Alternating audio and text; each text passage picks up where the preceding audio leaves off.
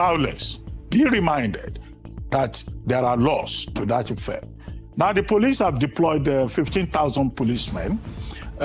Civil defense has deployed over 10,000 plus security paramilitary team.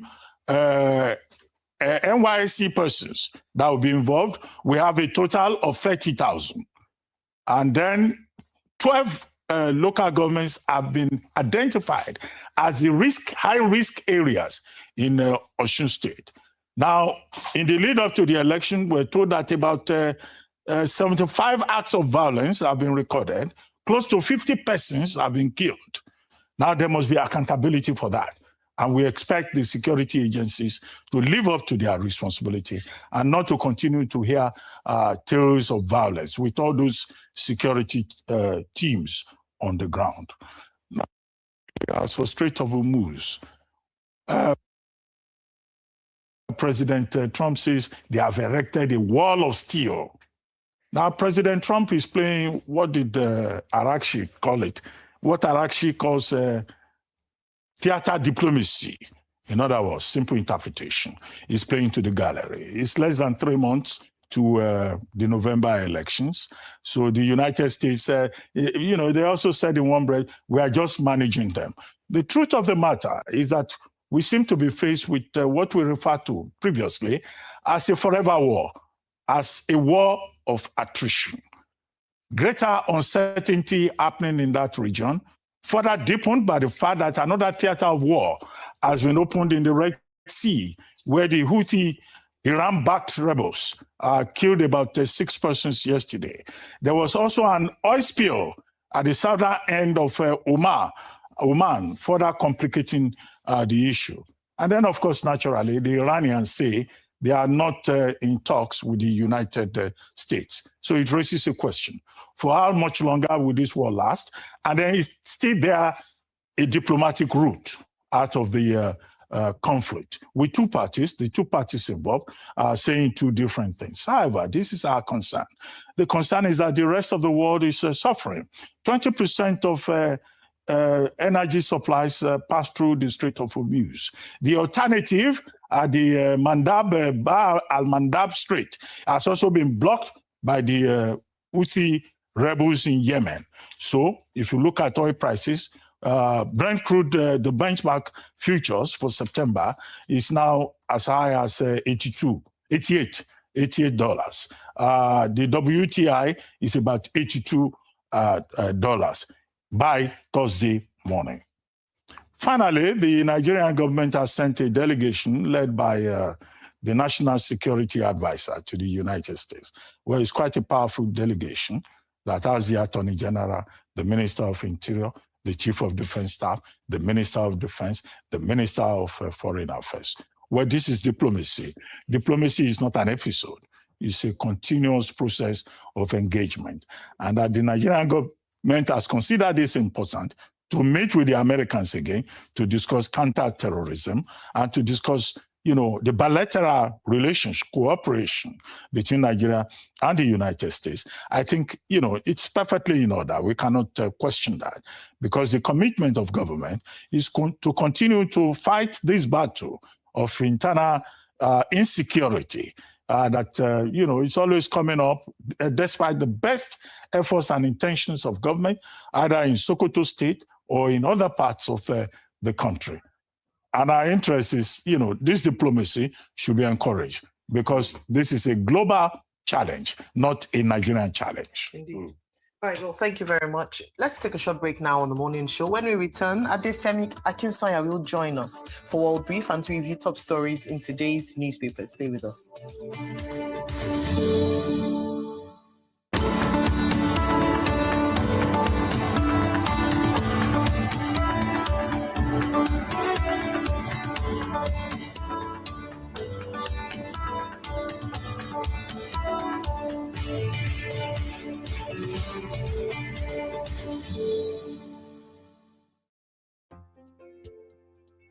A packaged goods company just lost 5 billion naira. They imported in dollars, paid obligations in naira, and sold on 60-day credit terms. By payment date, their margins had evaporated. Currency volatility is not a risk for FMCG. It is the business environment. Input costs have risen 25%. Consumers absorb 12% before switching. That 13% gap is where companies die. At Fidelity Corporate Bank, we defend margins. Forward FX contracts lock dollar costs today. We don't just finance FMCG. We defend margins. We keep you in business. Speak to us today. We are Fidelity. We keep our word. Thinking of banking in Africa? Think Zenith. In today's fast-moving, fast-changing world, you need a financial partner that understands your unique expectations. A bank digitally connected across Africa and global financial centers with the enabling platform to facilitate seamlessly, whenever, wherever, however. A bank with smart financial solutions from a systemized blend of technology and human touch.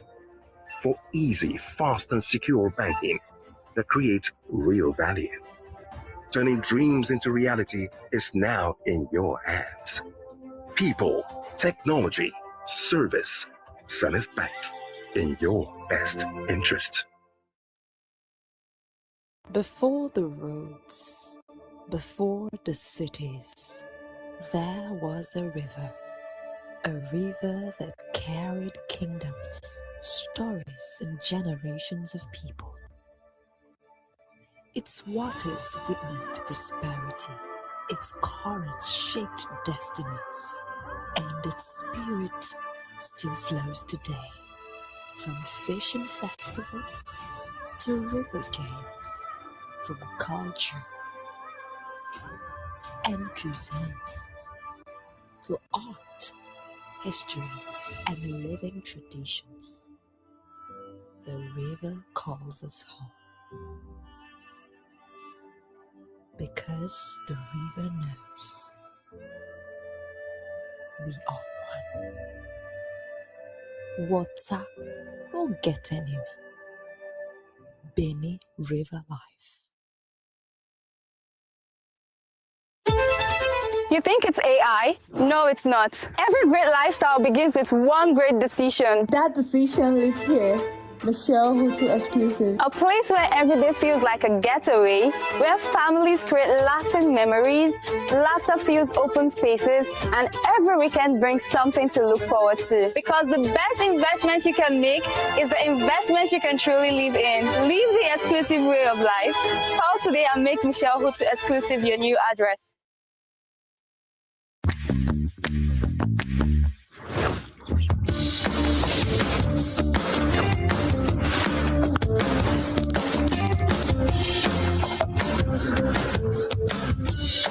Welcome to Licky Licky.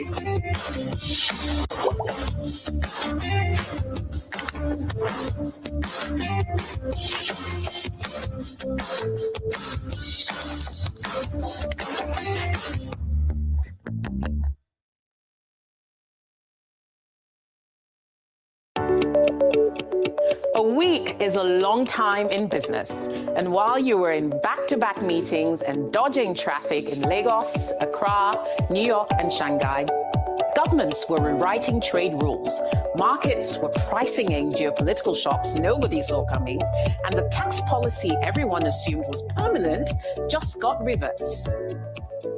Every weekend on Business Week, I give you everything you missed. The deals that closed, the policies that shifted, the headlines that matter, clearly and sharply. Because showing up to Monday's strategy meeting without knowing what happened last week, not a great choice. I'm Rolake Akinkugbe-Filani, and this is Business Week. Weekends on Arise News. Because the week doesn't end until you know what happened.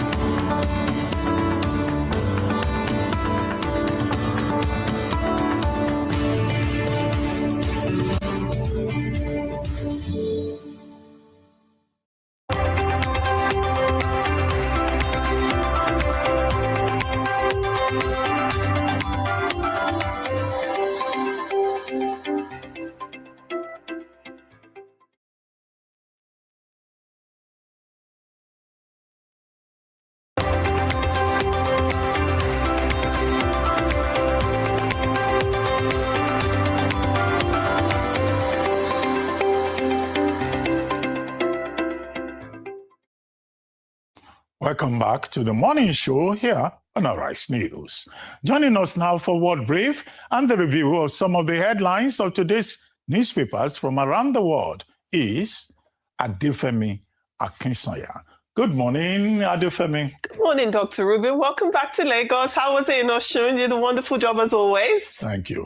Good morning, Ayo. Good morning, Adefemi. And good morning, We're Rufai. seeing you across the table. We're so close yet so far. So far.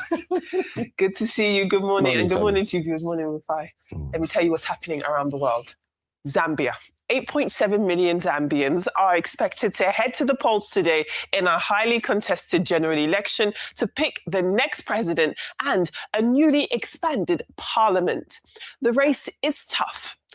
It's a very tough election battle for the incumbent Hakainde Hichilema, who is facing a strong challenge from opposition leader Brian Mundubile. And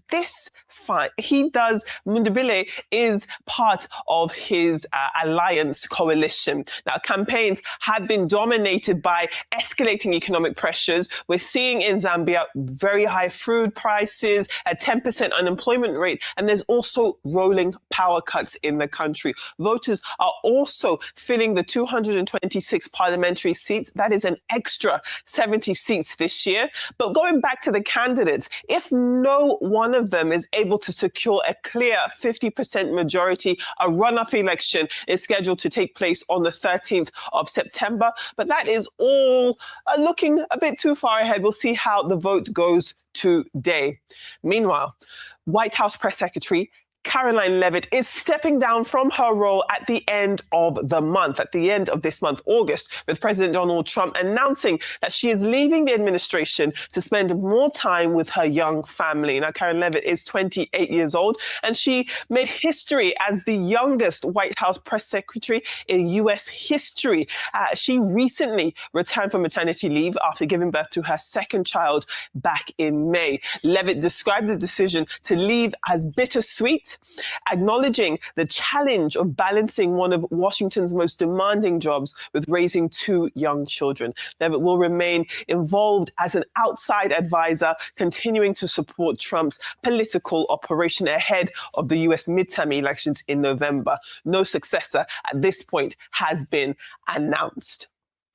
Well, staying in the United States, and American media organizations titled The Intercept and the Freedom of the Press Foundation, they're both suing U.S. President Donald Trump over a new service offering paying subscribers faster access to his Truth Social posts. This includes posts containing potentially market-moving government information. Subscribers can pay as much as $100,000 a month to receive posts from Trump and other senior administration figures fractions of a second before they become widely available to the public. The media groups argue the arrangement is unconstitutional, and they also claim that Americans should have equal access to official governmental communications, and that those willing to pay should not receive government information first. Well, Trump media has rejected the criticism and says that charging for faster access to social media data is common across technology industries, and that Trump posts remain publicly available across the internet. Well, it'll be very interesting to hear your thoughts on that. But let's move on to our newspaper headlines from across the world. As always, we begin the front page of This Day. This Day does go with Osun State. We are just days away from the election, and we see Governor Ademola Adeleke urging voters in the state to mobilize their friends, their families, and their communities to vote massively and to defend their votes come Saturday's governorship election. He's also declared Friday a work-free day in order to enable public servants to travel and participate in the poll. And this is as political tension continues to rise ahead of the election. Staying with This Day, we also see the shipping through the Strait of Hormuz has fallen sharply amid this continuing conflict between the United States and Iran. Only 8 vessels reportedly passed through the strategic waterway on Tuesday. This is compared with an average of about 130 ships daily before the war started. We've got the New Telegraph up next, and it's looking at INEC, and it does say that the Commission has reprinted ballot and result sheets for Saturday's Osun governorship election to include SDP candidate Francis Ajala. This is following a federal high court judgment. His inclusion brings the total number of participating parties to 15.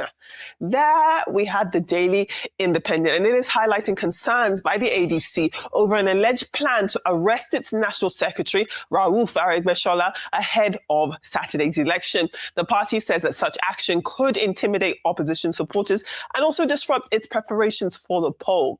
Now, we also see the Daily Independent this morning highlighting Universal Basic Education Commission's disclosure that states have yet to utilize about 267 billion naira in previously released intervention funds. This is for basic education, while more than 65 billion naira in counterpart funding remains unaccessed.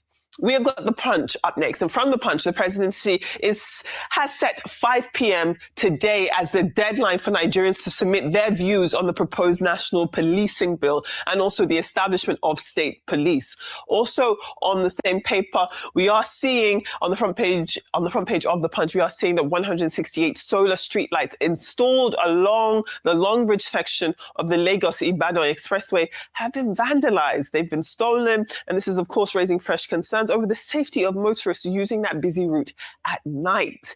Next up, we're looking at The Guardian, and it does say that Nigeria is first facing a worsening blood supply, a huge blood supply shortage with economic hardship, low voluntary donations, and misconceptions affecting blood availability. The country does need about 1.8 to 2 million units of blood annually, but voluntary donors currently account for only 10% of collections nationwide.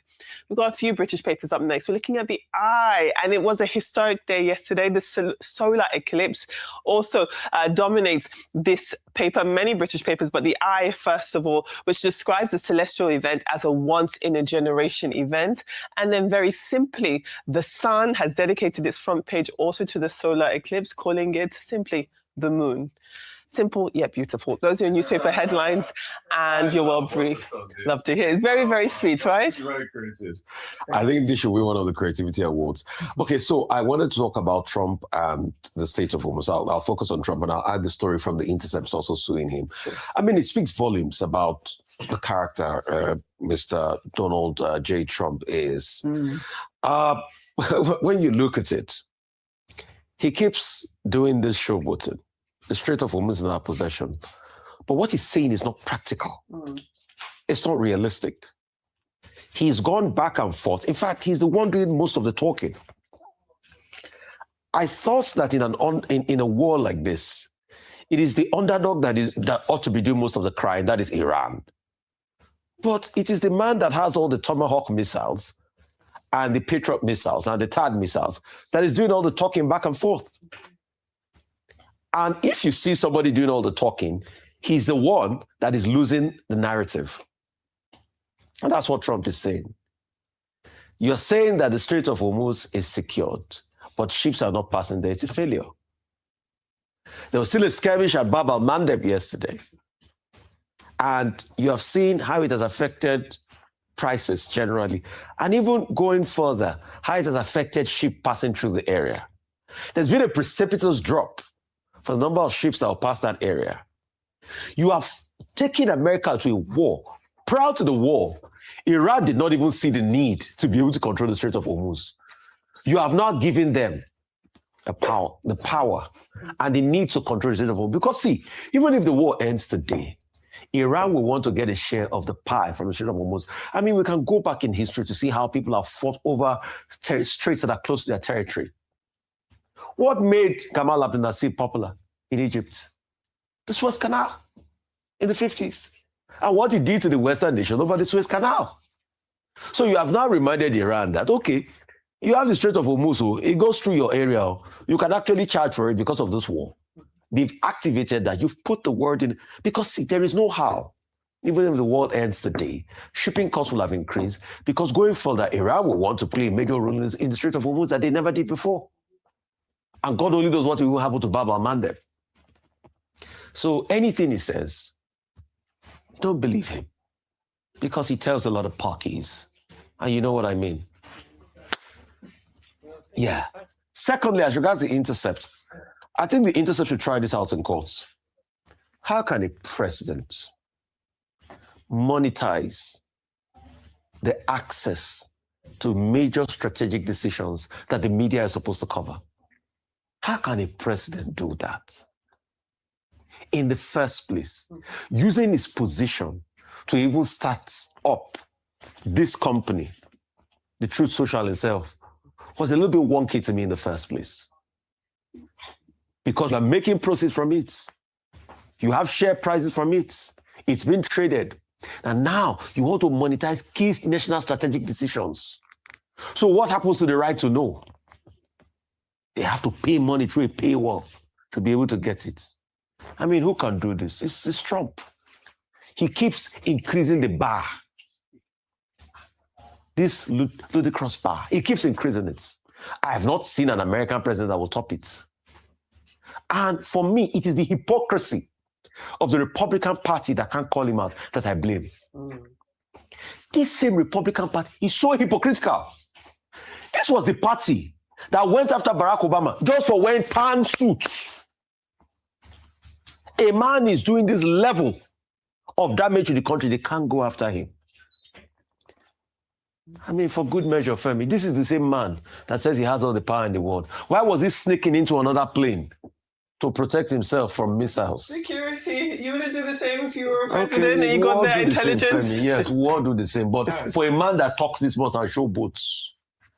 Okay, I'll put one leg in America and one leg in Nigeria in terms of the story. So first of all, Caroline Leavitt announcing that she'd be stepping down, or the White House announcing that she'd be stepping down end of this month. She is controversial at best. There are different schools of thought around people's assessment of her as press secretary at White House. Some people say that her style, being combative, defending the policies of the president, would not be missed.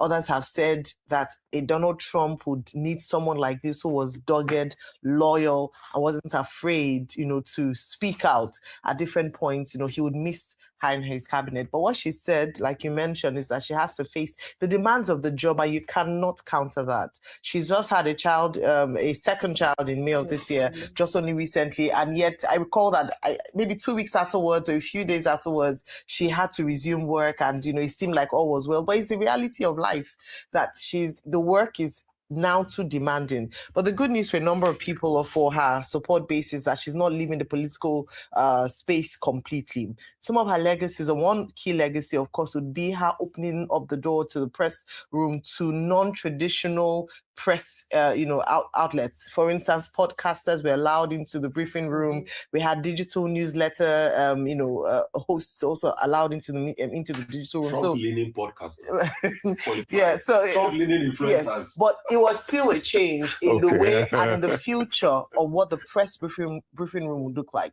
Now, some people are wondering, is this really because of maternity and demands of the family, or just because there needs to be a change in direction of strategy of communication from the White House? What would be a telling factor would be who would replace her at the job. So would it be someone who is equally as combative, defensive as Caroline, or would it be someone who will soft pedal ahead of the midterm elections? We'll find out very shortly. But she's still going to be there. She's still going to be an external advisor, still holding that political office. Now, coming to Nigeria, the story that struck me, Adefemi, was the Daily Independent front page. And this is why we keep talking about the responsibilities of subnationals when it comes to national development. We see there that on the right-hand side, story, states here to spend 267 billion naira released for basic schools, and that the UBEC chair, Aisha Garba, had said that they had 65 billion naira in match funding on access. Why is this the case? The UBE Act of 2004 makes provisions for the federal government to put up from 2% of its consolidated fund to put up funds that state governments must match to access it. What does it mean? The state governments cannot just go and collect money. They have to show seriousness by bringing counterpart funding. Many of these states who just want to be collecting money do not have ideas as to how to prioritize education and allocate funds to education in order to access this fund, decide to do nothing. So they leave the money the money is doing nothing when there are classrooms in states across the country in a state of dereliction. There are classrooms, the students are not getting the best of education, yet these state governors have refused or are unable to provide matching funds and have left money on the table. This is the reality of Nigeria. And that's why you cannot blame the federal government alone for the state of where we are today. And that's why I encourage, citizens today, check out your state governors. What are they doing? Yesterday, I was talking about education spending across states. Only a handful of states have met the UNESCO threshold or have shown or demonstrated seriousness to education based on the allocations in their budgets to education. You cannot grow a nation, raise the next generation of Nigerians if you do not pay close attention to education. So we should put fire on the states. Why have they not been able to provide counterpart funding to be able to access money that the federal government has made available for basic education in their states? Okay, let me start with Caroline Leavitt, who became spokesperson, White House press secretary, when President Trump, came back for his second time as president. And it's an important assignment, the person speaking for the president. First takeaway for me is that family comes first. This is a woman who had a second child, Davina, in the month of May.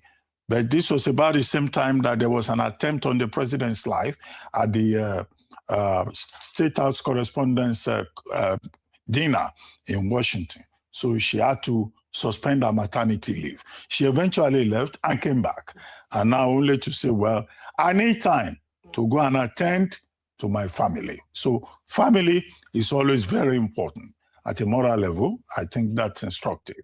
A decision that President Trump says he understands and he respects, but she will remain a top advisor on the outside. And President Trump was full of praise for her. He made it very clear that this, in his own estimation, is one of the best spokespersons history has ever had. Well, in the United States. What do you expect him to say? Caroline Leavitt was a very fiercely loyal MAGA activist and also member of the Republican Party. She acquired a reputation for talking down on journalists. She says she was holding the liberal media accountable. But of course, and that it was her duty to say the truth about President Trump. You may say she was a very fanatical supporter of President Trump. However, President Trump saying she's one of the best in American history, that's for time, to judge. Even if it is important that in being a spokesperson, you need the confidence of your principal. And this has been well put out in books like Who Speaks for the President, which is a review of American spokespersons, I think by Dale Nelson, W. Dale Nelson. Or The President's Spokespersons, that's another book by Woody Klein. And then if you also look at All the President's Men by Bob Woodward and Carl Bernstein, 1974. As part of that focus on the Watergate scandal, they also talked about the role of spokespersons. So the loyalty is important. However, the confidence of your principal is also very important. We wish her well in whatever she chooses to do hereafter. And hopefully someday she will also write a memoir. Very quickly about HH. That's Ichilema, Akande Ichilema. Now, when he came to power through the support of coalition groups after the sixth attempt of trying to get Edgar Lungu and get to the presidency. Now, the irony about HH in Zambia is that the same rules, the same laws that were used against him is what he's using now against the opposition. The leading opposition member is a man called Mundubile. Mundubile used to be a minister in the Zambian government, but he's an ally of late Edgar Lungu. And now he cannot use his phone. His phone was, in fact, eliminated since about 4 months ago. He cannot get permits for him to travel anywhere to campaign. His rallies are not allowed. Snipers are attacking his campaigns. So you just see Ichilema, who was anti-government, now using the same tactics of repression against the people also opposing him. However, the thing to note is that this Zambian election, which is starting this morning, and will end in 12 hours from now, Zambian local time, is that this is going to be a referendum on his economic performance. When he came to power, there was a problem. They had issues with IMF, heavy debt, but he has been able to move that around, get new agreements with IMF, clear the part of the debt and all of that, and give hope for economic prosperity. But the main trope of the opposition in Zambia and the people is that they are not seeing the effect of all these reforms. What is the purpose of saying you are performing economically if it is not trickling down to the people of Zambia? That sounds familiar, I guess, but we'll see what will happen by August 7 when the election results will be announced. To win, you need 50% plus one. If you don't have that by the rules, then it will go to a runoff. But I doubt if we will have a runoff in this Zambian election, given the repressive tactics that President Ichilema has already adopted. I don't see how anybody can remove him from that position. And he has the example of other sit-tight rulers who see having a second term as a birthright. And I think that is the mood in Zambia as the people are now voting in that country. Thank you very much, Adefemi. We'll take a short break now.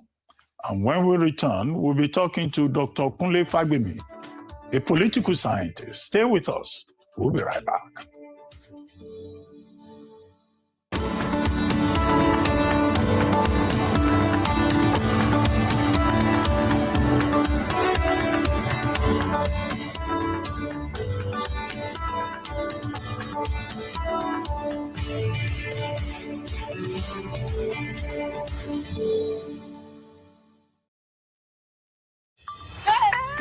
Hey, I catch you. I find out what you do. I just download Glow Cafe app. What you now want to do? It did do anything. You check balance. Yeah, did that what? Special offer. Plenty. Aha, you get that one. In dark pass coffee. You get security. Double verification. You pay bills. 100. Music unko. You go turn DJ. Video games. No darling. Baba, come. You get movies. You get Glow TV. Delete yourself. I bet we'll be that one. Like Gloria, she be AI and she dey speak different language. Ne, ebe kifu. Album AI.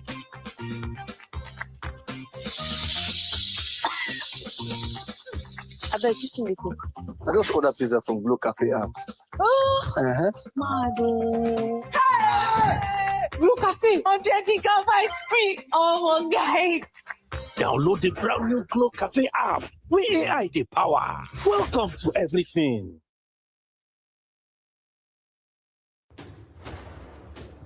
Come where culture flows. Stories live. And the rivers remind us we are one. Benny River Life.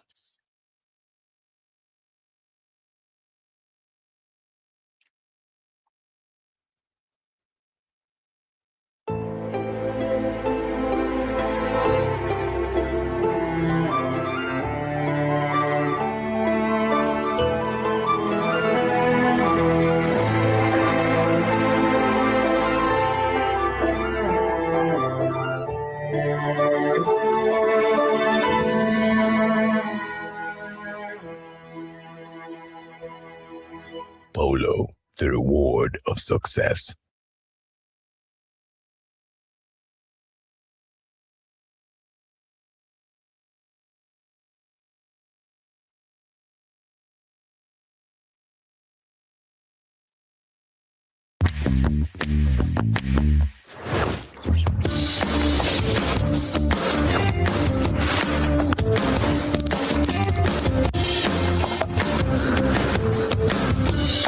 Welcome to Licky Licky.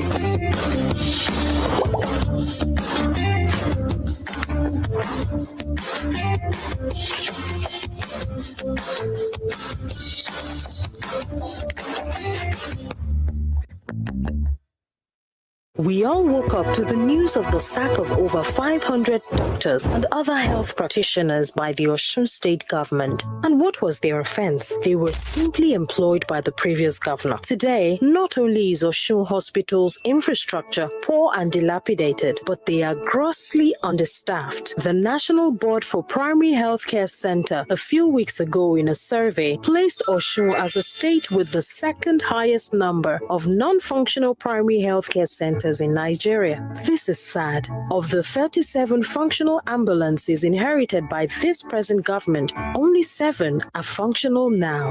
The Health Insurance Scheme Agency that was supposed to support the healthcare system is building an event center. Healthcare should not be a luxury. It should be a lifeline. Let us jointly rebuild our collapsed system by voting Asiwaju Muniruddin Bola Oyebamiji Ambo as the governor of Osun State. Ambo Atide.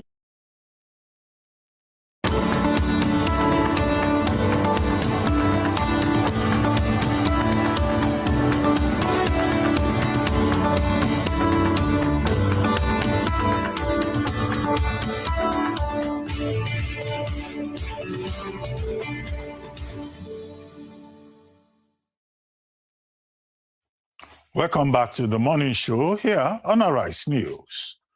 Senator representing Osun East Senatorial District, Francis Fadaunsi, has been called out by various stakeholders over his comment at an All Progressives Congress rally in Ilesha, where the senator was allegedly heard urging his supporters to kill members of the rival Accord Party. The senator's order drew the attention of the Osun State Police Command headquarters in Osogbo, which invited him for questioning over the alleged inciting comments. In his defense, Senator Fadaunsi has denied directing his supporters to kill members of the Accord Party and their family members. He said that his reference to killing Accord members was political language, meaning that his supporters should defeat the party with their votes rather than attack anyone physically. Joining us on this show to discuss the order by Senator Fadaunsi to his supporters is Adebayo Adewole, presidential candidate of the Social Democratic Party, SDP. He will also comment on the display of presidential candidates' credentials by the Independent National Electoral Commission. Mr. Adebayo Adewole, thank you very much for joining us on the morning show. Adewole is coming. That's your campaign slogan. Now, Adewole is here at Arise News Morning Show. Good to have you with us.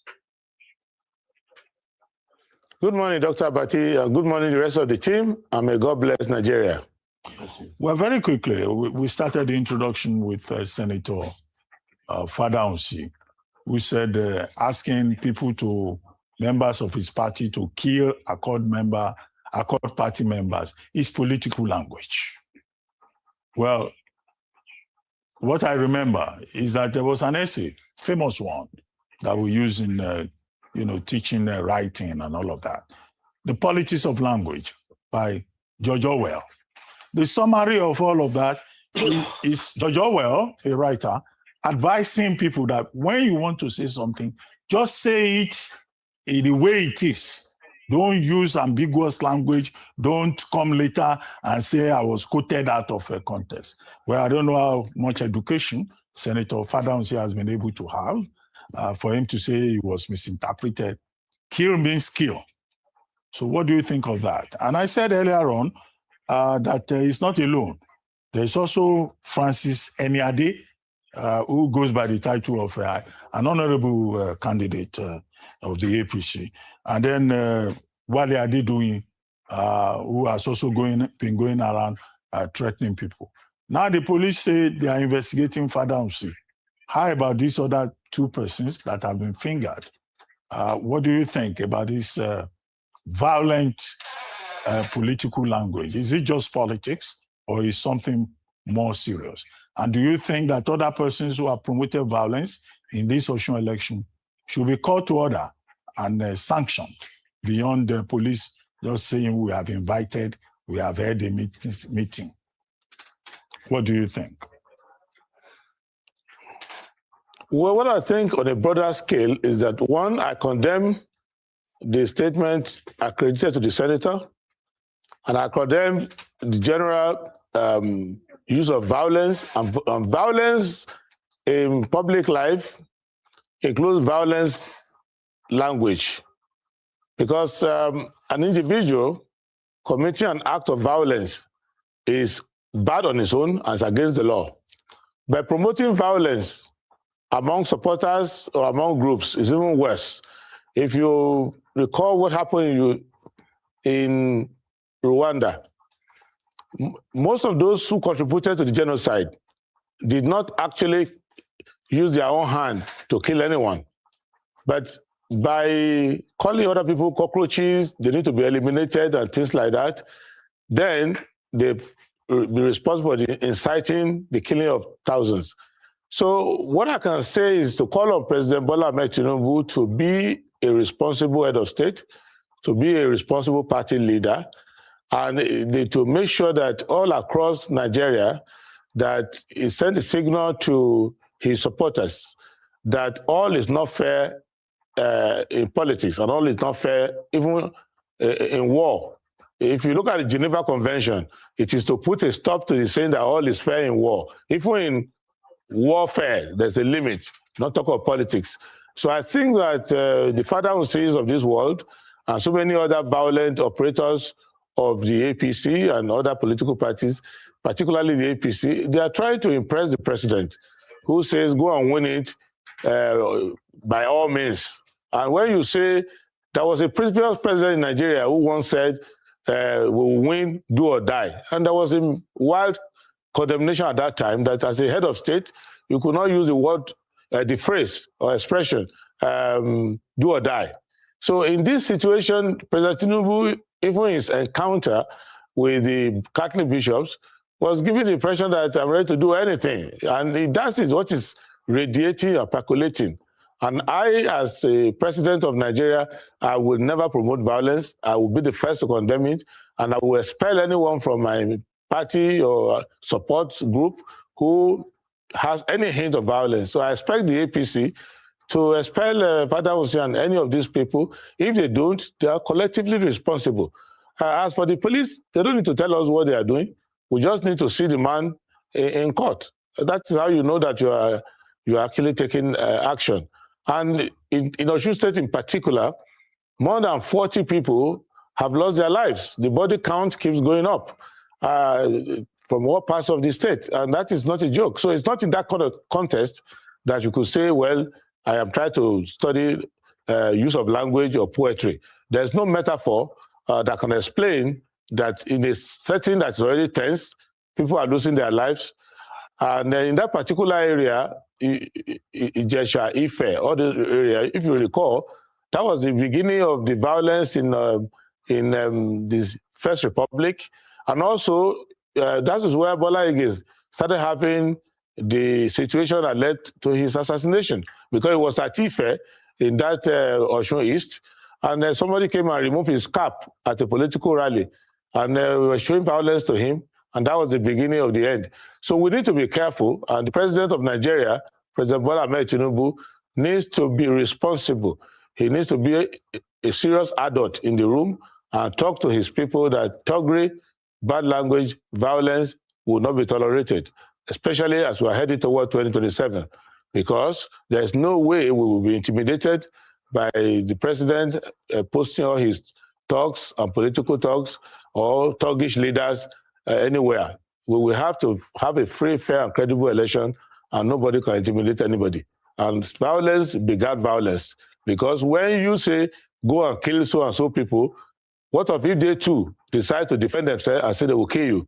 That is how election becomes warfare. There's no point going around signing peace accord like they did in Osun, or peace accord like we did in our time, and you follow the peace accord with non-peaceful language, non-peaceful method, or fair system, rigging, food buying, and all kinds of intimidation. We will not allow that. All right, thank you very much, Mr. Adewale. So, a number of times it's been said that the Osun State election would be a litmus test for the 2027 elections. how INEC will conduct the elections, preparation of INEC itself, and then the security agencies and also agencies like EFCC with regards to how they contain vote buying or are able to arrest anyone who's found to be doing that. How confident are you on the elections of 2027, at least now from where you see the Osun State elections? What's the SDP's position on this, and what lessons can we learn ahead of the elections in 2027? The lesson we can learn is that 2027 should not be like Osun elections. Because if it is, we are starting on the wrong foot. Already in Osun, violence has occurred. Already in Osun, all kinds of unfairness has occurred. There has been a politicization of the law enforcement. You will be hearing police commissioner being posted back, police commissioner standing aside, resigning. That is not how it should be. For the point of view of the SDP, we just got our governorship candidates recognized only yesterday. And debates have taken place, campaigns have taken place, everything that needs to be done has been done. This morning, Dr. Francis Olugbengajala, our candidate, was getting in touch with me that INEC is not even ready to accept the agents of the party. So once I leave the studio now, I will call him back to know how far he's gone with that. So my prayer is that the lesson we learn from Osun election in 2027 is that the 2027 should not be like the Osun election. It should be an improvement on it. And it can sound fatalistic that the election hasn't taken place. Today is Thursday, election is in 2 days' time. And I'm already saying that we should not be like that. It's because election goes beyond what happens on election day. Election starts from the atmosphere prior to the election. So I believe that by October 1, when we're having the wonderful memory of our independence, INEC should already have set the tone for the 2027 election. The police should already have set the tone, and all other agencies that are relevant to the election for 2027 should already have set the tone and started to enforce the new rules, the new environment. That is where you can now hope for a reasonable election in 2027. We must start now, not wait until the last minute. So I want to quote two presidents we've had, and I want you to analyze their statements.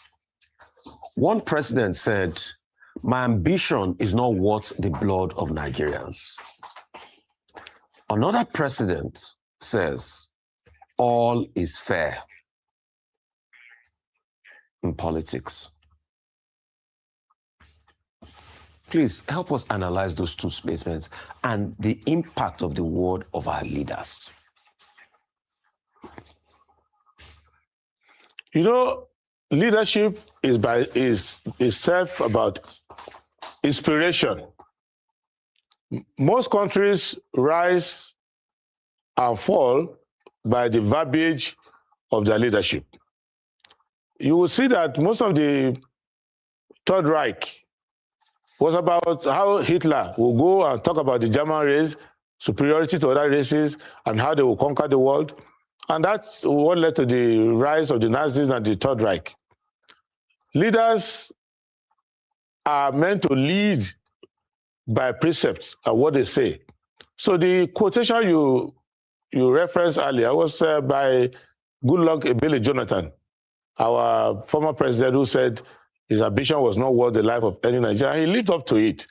He did make sure that there was no much violence in his election, and that when he lost, he gave up and did not allow his personal ambition to become an albatross or a killing field. The other one, I think, is credited to President Bola Ahmed Tinubu, whose philosophy is to grab it, snatch it, and run away with it. So these are two contrasting philosophies of leadership. So I think that President Tinubu's own approach to politics, electioneering, and it's a bit too violent, too drastic and too desperate.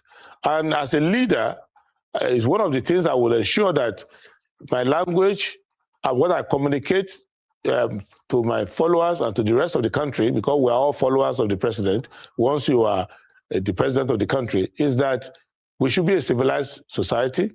Elections should not be do or die, and that politics should be done by fair and reasonable and lawful means. In addition to the verbiage, also, I will go further to put in place measures that will ensure that INEC is independent of the government. I will put in place measures that will ensure that law enforcement is outside the control of the government. I will not do what President Tinubu has done publicly, which many leaders in the past have done privately, which is to remote control police, remote control EFCC, to say, no, go and freeze that account, go and freeze that account, go and charge so and so person to court, don't charge other person to court. And I will have an independent Attorney General who will be able to tell me to my face that, no, I won't do this. In my own case, I will make sure that the INEC chairman and the INEC board or commissioners are not chosen by me.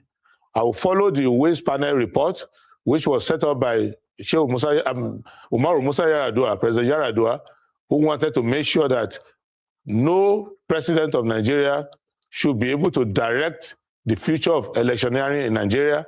If a president of Nigeria, including me, if I'm contesting, I'll be contesting like any other person in the election. No control over INEC, no appointment of INEC commissioners. All of those things should be done independently. And when we come in, police are not instrument of the law, will be completely outside our control. And the Attorney General will not continue to be the legal advisor to the government. There should be a State House Counsel whose job it is to advise the presidency.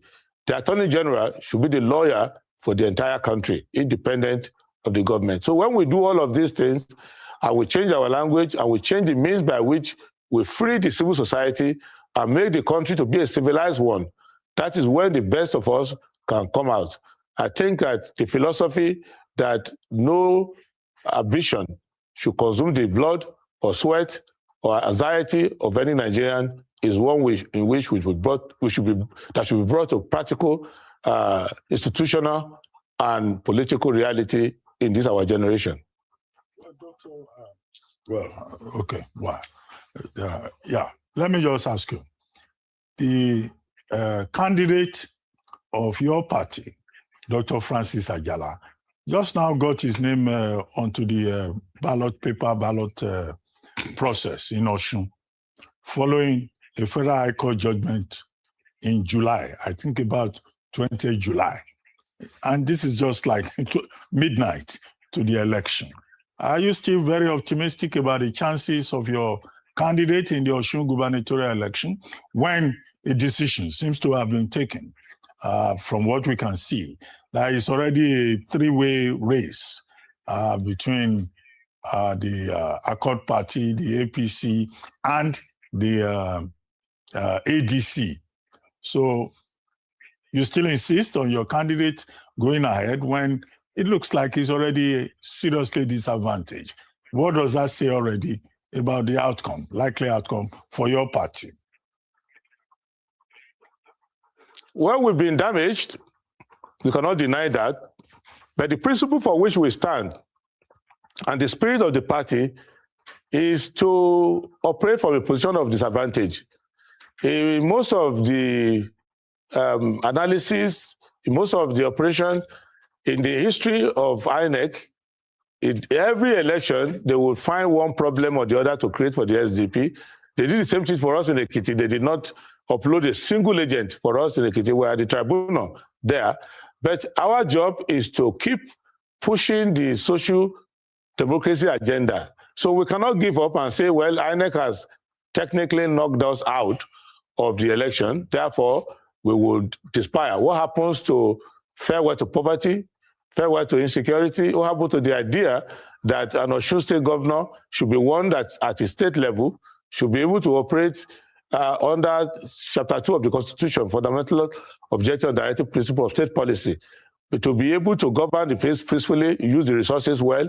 So we will encourage our members to come out and our supporters to come out and look for the logo of the SDP on the ballot and vote for us. And to the extent to which this manipulation and injustice by the system has damaged us, we will consider it.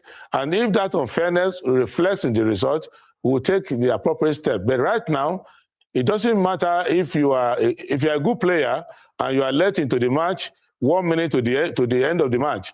You go and get the ball and start running. Later you can complain, but right now our mode is to tell our members, don't sell your votes, don't go and follow any of these bad options, support the SDP, come out and try to vote, and we'll call on INEC to put our agents' tags quickly and print them out and give to our agents, because that what would be the ultimate injury if, like Ekiti State, you did not allow us to have any agent in any of the polling units, then we will not be able to vouch that the election has been free and fair in any polling unit where we don't have an agent. So that is the aim of the party now. We know that we're operating, even in the presidential election, in all elections, we're operating from the point of view that Nigerian politics does not want new blood, fresh blood, new ideas, but we will keep pushing until ultimately we get victory. So we will participate, and I encourage our members to participate, and we will see at the end of the election how the election has gone. But we hope that Nigerians know enough of the SDP that once they see the logo, they know that this is a party that is fresh, that is new, that is trying to change the trajectory of the country from certain poverty and insecurity to prosperity and the goals contained in the Constitution. So we will encourage our members. We will not be discouraged. Okay. On that note, we would like to thank you very much, presidential candidate of the Social Democratic Party, SDP, Adebayo Adewale. Thank you very much for joining us. We'll take a short break now. And when we return, we'll be talking to Dr. Kunle Fagbemi, a political scientist. Stay with us. We'll be right back.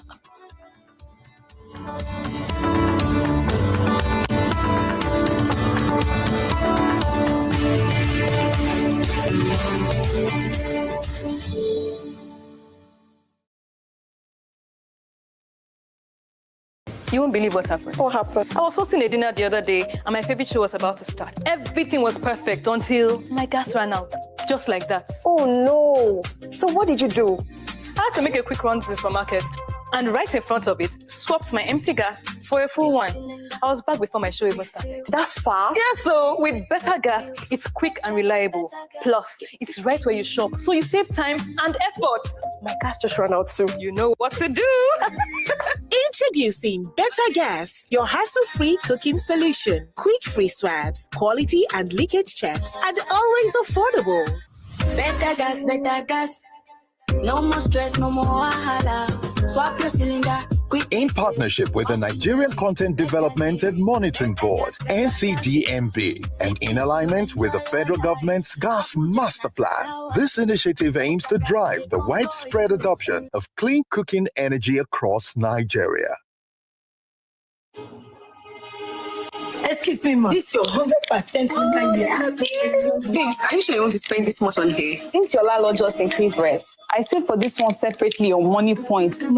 You say you save on money points? Yes. This money points here, the array of your dryer there is target savings money points I used to have it. The rest of this my sub is this savings money points I used to do it. The salary of this my staff is save as you transact. Jennifer, money points save as you transact. Money points fixed savings and money point target savings. What's up? Why did John won't contribute to it? Why should they? Come on, oh, you go give your money to Adaku to save. You see money point accounts there. You don't go open a savings account. Now Adaku you shoot. I beg everybody inside this my salon. Oh, yeah, bring out your phone and download the money points app now. Even you. What are you waiting for? Download the Money Point banking app now and start saving with the bank you can trust. Money Point, made for your progress. Come where culture flows. Stories live. And the rivers remind us we are one. Benny River Life.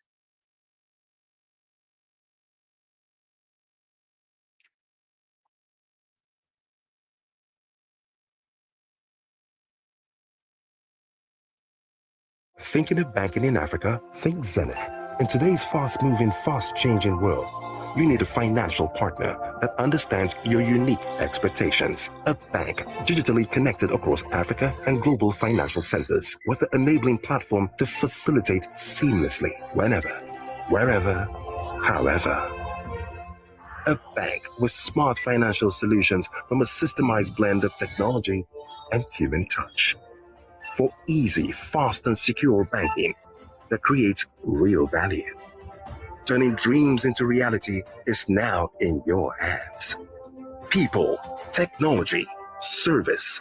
Zenith Bank, in your best interest.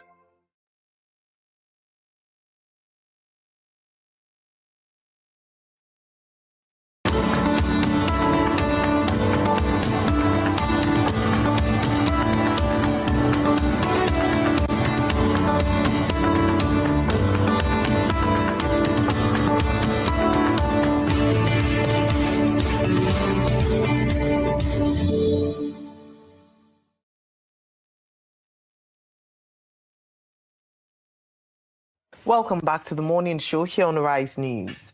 Two former presidents, Olusegun Obasanjo and Goodluck Jonathan, alongside presidential candidate of the Nigeria Democratic Congress, Mr. Peter Obi, have raised concerns over the state of Nigeria's democracy. Obasanjo expressed concern over the growing role of the judiciary in determining election outcomes in Nigeria, saying it undermines the essence of democracy when a handful of judges ultimately decide the votes of millions.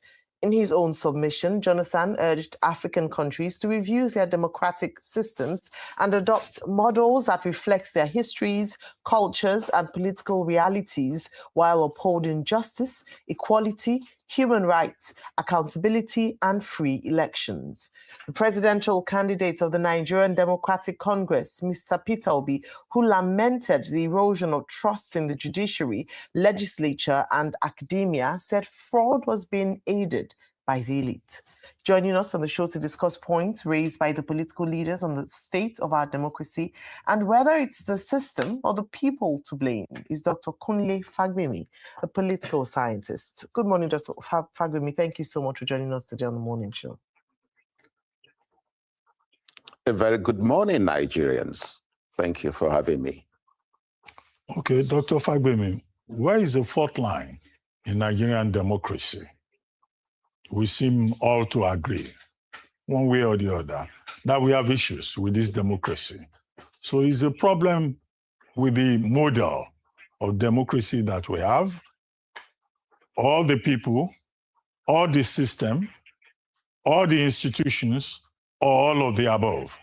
And what would be the best way to resolve this crisis of democracy that almost everyone has observed, with the exception perhaps of the people who are in power at any particular moment, who benefit from the distorted framework that we seem to be operating?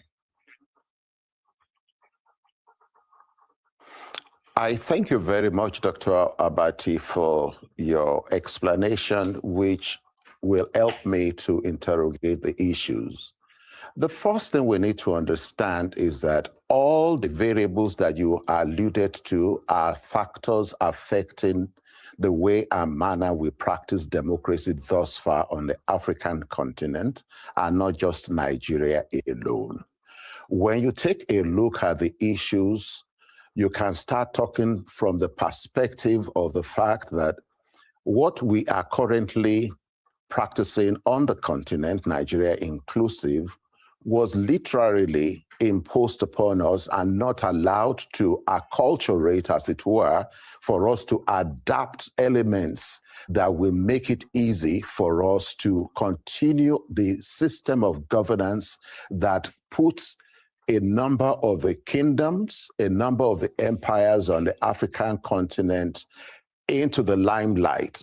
We suo motu just jettisoned, as it were, all the principles of governance that we were having under the Songhai Empire, the Mali Empire, the Kanem Borno, the Old Oyo Kingdom, the Benin Kingdom, and we assumed this Western liberal democracy. And we have now seen that there are epistemological concerns, particularly those ones that have to do with how do you correlate institutional frameworks that are now defined by legal and policy frameworks with our social existence and our history? And these are the areas where we have been having issues. And unfortunately, alongside, we now have some gaps, which some of us call the hermeneutical gaps and correlational issues of the Eurocentric hegemony versus the decolonization construct. Those are the issues that we are dealing with, and what Presidents Obasanjo and Jonathan were trying to say to us is that it is time for us to take a closer look at our realities and become more pragmatic to come up with autochthonous definitions of a number of these issues. And President Obasanjo is a man that I believe has successfully transited from being a man that left engineering into statecraft. And when he left office in 1979, he started hosting what is called the Farmhouse Dialogue series that culminated into the African Leadership Forum. And he was able to now bring about some elements of the developmental agenda when he became president in 1999, which allowed him to drive a number of the processes. And President Jonathan, who is speaking, is one of the first Nigerian heads of state who came back into the system of public policy administration with a PhD, and he was able to manage these dynamics in such a way that he could afford to correlate eclectic issues. And that's really helped them in achieving the kind of developmental agenda. Many a times, all of us will now want to say, but the Asian tigers that we want to refer to, what they are doing is that they are more committed to the developmental democratic orientation of governance services delivery. And that is where we need to begin to go. All right. Thank you very much, Dr. Fagbemi. Now, the former president, Olusegun Obasanjo, had said that it was sad and quite undemocratic that the outcome of elections is largely determined in the courts. This is also a symptom of weak electoral processes. So my question to you is, how can we strengthen these processes, especially as we are in election cycle? Then a more perhaps direct question would be, is democracy as outlined or defined by the West working for Africa? Or what else, are there alternatives beyond democracy for the African continent? Thank you, Ayo. There are alternatives for Africa. The question is, are we willing and interested in engaging the available alternatives? I will say to you clearly, when you are discussing the incursion of the judicial system, moderating the outcomes and outputs of electoral cycles expected of any democratic dispensation, we will now be discussing under the epistemic injustice and the hermeneutical lacuna, that is the gaps that occur, where you discover that justice is not actually made to prevail. A good example is the Nigerian 2023 election, wherein the man that had the least, as it were, in terms of voter support, as opposed to those who were against him, ended up constituting the government. The incumbent president of the Nigerian state had just about 36% of the total votes cast. But unfortunately, all those who were against him amassed the remaining. But because we are operating the first past the post, and then the level of justice can only be determined based on the kind of judicial system that we are operating.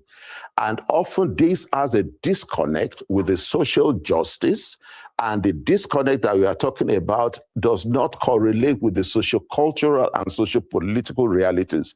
And that is why part of the argument is that we need to overcome this winner-takes-all mentality. And we need to interrogate further that in democracy, we are talking of participatory democracy. And in participatory democracy, every stakeholder is seen as a patriotic component of that jurisdiction. In Nigeria, you will discover that the incumbent administration of every tenure that we have had since 1999 tend to see any dissension, any attempt to criticize the policies of state, like President Obasanjo rightly said, there is no correlating word for opposition that is loyal, that is seen as being patriotic. It is seen that you are an enemy. And that is why a certain incumbent president and his aides will be attacking the Catholic establishment that came to provide feedback data, rather than processing the feedback data and utilizing it to mitigate and to transform existing policy initiatives. Everybody started attacking the Catholic establishment that came with feedback data. Painfully, when you are talking about participatory democracy, and the way forward that you are asking us to talk about is that we have gotten to a stage where we truly and genuinely must say to ourselves, it is time that we revisit the kind, nature, character of our policies and democratic practices in Nigeria and on the African continent. I am part of a group that studies the democratic sustenance scheme on the continent, and it is concluded that the only way out is for us to begin to elevate the traditional African governance system in such a way that we will begin to draw more from the inspirations that we can derive from the traditional African system. And that is where we have to go to. But that in itself, I have a problem with. Because the African traditional system of governance is a very flawed system. I mean, we can go back in history. That's the system that produced the likes of Bashar Oga. That's the system that produced the ideology of the Kabiosi. You can't even question the Tusula head. That's the same system across board that produced and aided and abetted slavery. They didn't fight slavery. They worked in cahoots with the British, even before the British had bigger innovations like the Maxim gun. We all saw how this system couldn't fight for its own people, but they were partners in progress with the British. The only time rivalry and fights came was when the British wanted to encroach and do much more to usurp them from power. That's the same system when you check historically. So that system itself is flawed. That's the problem. So why are we going back to a flawed system and not looking forward?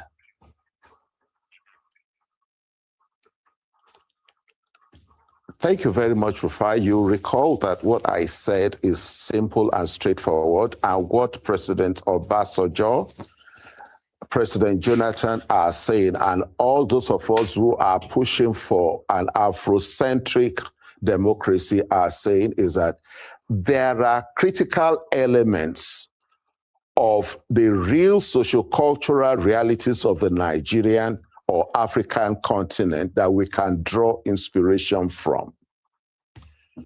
When you take a look at the aberrations, like you have mentioned, in terms of Bashorunga and possibly the Alaafin or for your debacle that we had, particularly when we had Shango Olukoso, or we go into the Benin Kingdom, or we go into the Sahel areas, you will realize that they had very potent checks and balances. And those checks and balances always operated correctly. When you have aberrations like you are referring to, elements of the checks and balances will now counteract, unlike what we are now having, particularly in Nigeria or in Africa.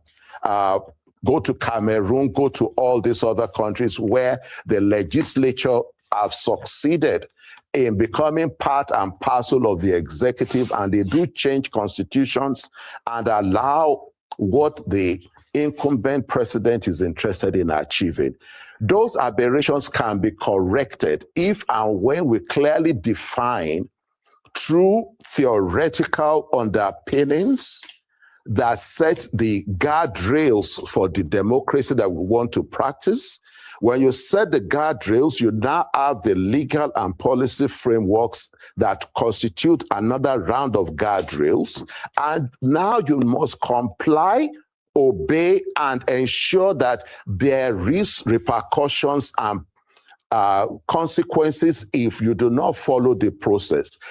For example, Chapter 2 of the 1999 Constitution is the one that should have been driving developmental quest for Nigeria.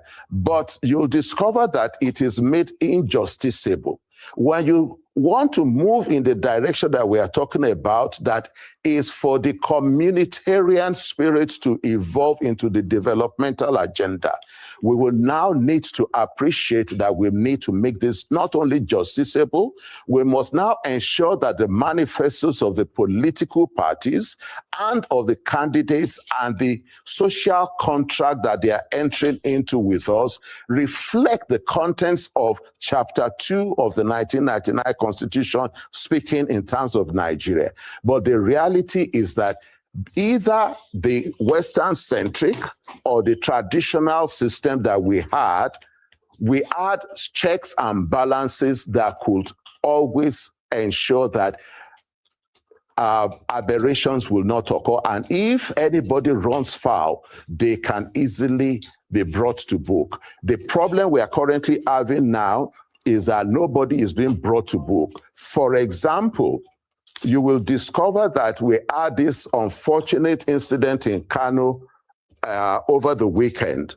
By now, you would have expected that if the legal and policy frameworks of the Nigerian state were working, some people should have been cooling down and facing the music in the offices of the State Security Service, but that is not the case. When you take a look at what happened between the presidency and the Catholic establishment, some of the officers who issued statements on behalf of the presidency by now should have been relieved of their appointment because they were not taking into consideration the need to ensure that they truly receive feedback and allow for participatory democratic ethos to be the order of the day. I love good debates, sir, and I want practicality of ideas, but it's also problematic with the African context of governance, and that's what I have a problem with. You talk about stopgaps. Those things do not work. I'll take you back to history. The big question is, you had a stopgap too there. The stopgaps were the Oyomesis, but the Oyomesis could not stop Basharu Ga, because Ga infiltrated the Oyomesis. It's not that we don't have stopgaps today. We have the courts. But look at the courts.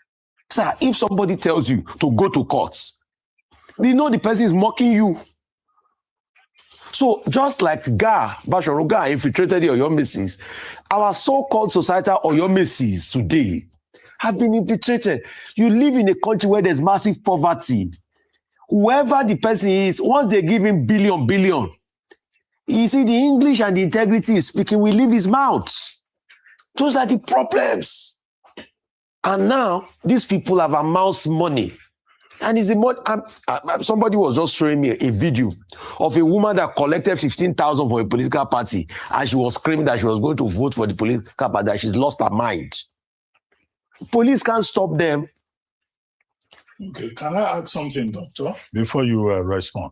And you can take that along with what Hosseini has pointed out.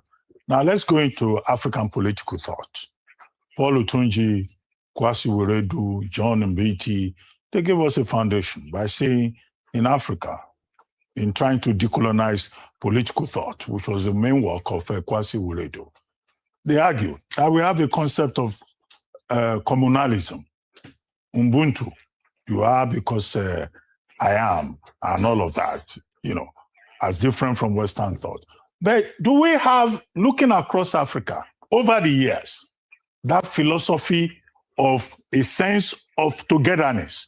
Is there an elite consensus, either in the past or now, that can produce the kind of situation you have in Asia, where democracy would seem to have been domesticated? Or as, what's his name now? Ato Okun argues in his 1975 book, Equality and Efficiency. Where do you have the trade-off? Are African leaders willing to trade off something for another thing? If you don't have that elite consensus, which Mr. Obi referred to in passing, how do you change this democracy?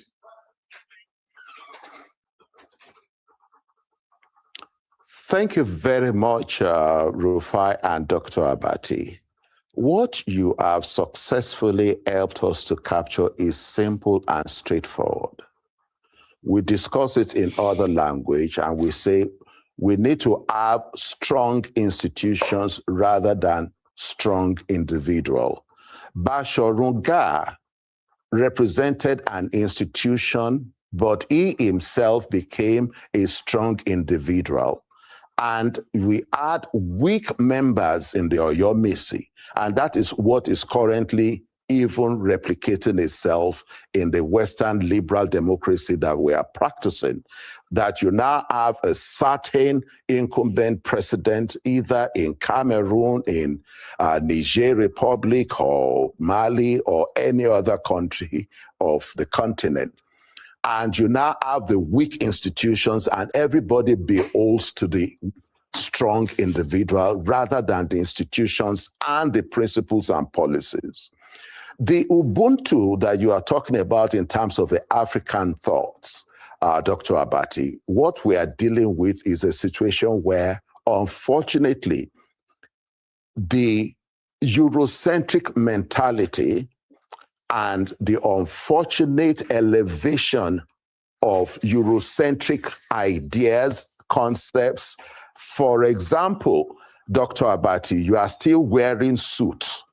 You are already over 60 years. By now, ordinarily would have been expecting you working in an African media organization to try to project that you are an African.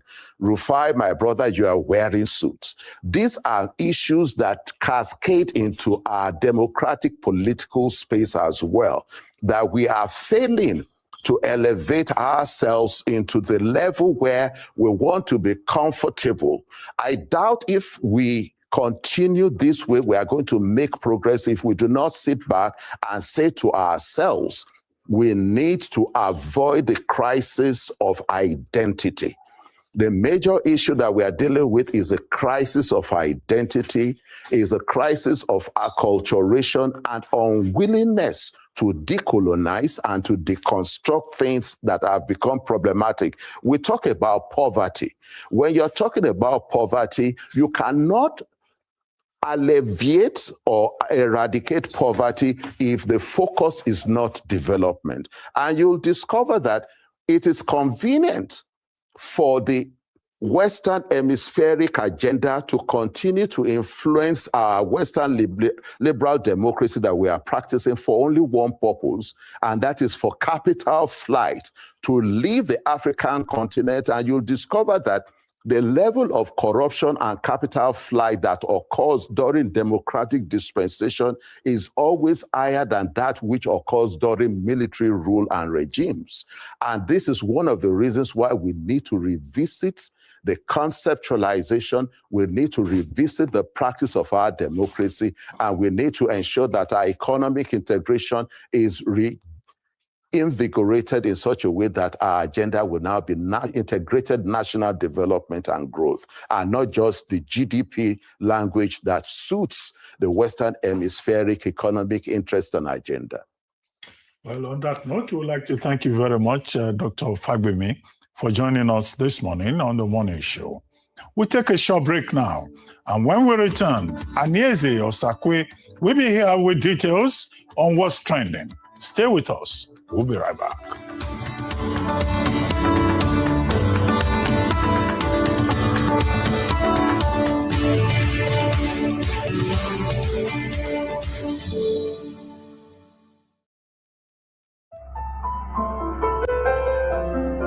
In a society where many have degrees, the real advantage is what you do beyond it. At Nile University of Nigeria, education offers flexibility, practical experience, and real-world exposure. Whether you learn in person, online, or both, every step prepares you for what's next. Students graduate with ideas they've tested, skills they've practiced, and the confidence to think differently. Because at Nile University of Nigeria, learning goes beyond the classroom into the real world. We nurture innovation and entrepreneurship, advance knowledge through research, and develop professionals and leaders for an ever-changing world. We create opportunities for individuals and organizations to grow, adapt, and thrive. Because education is defined not only by a qualification, but by the impact it creates. Nile University of Nigeria, beyond degrees. When it comes to the best of personal finance, the best thing has come to you.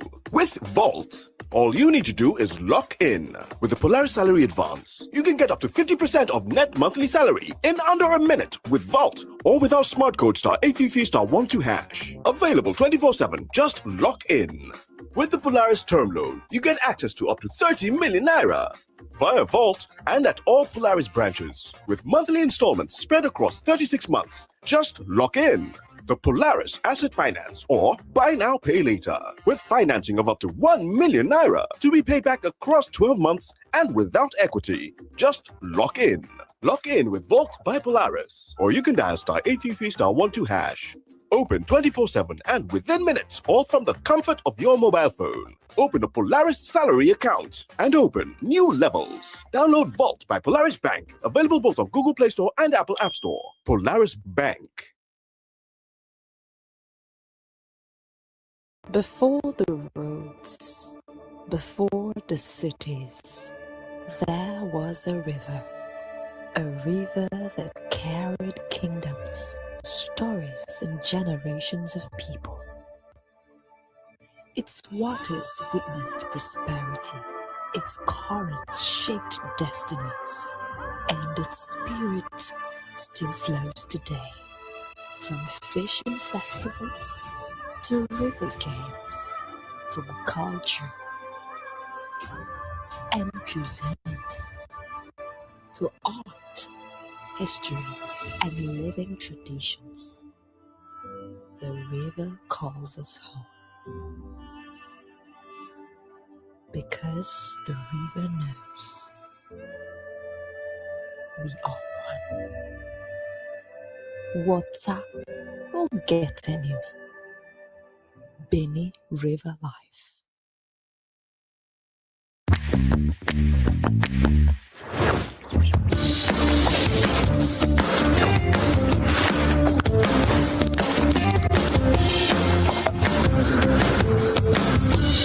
Welcome to Licky Licky.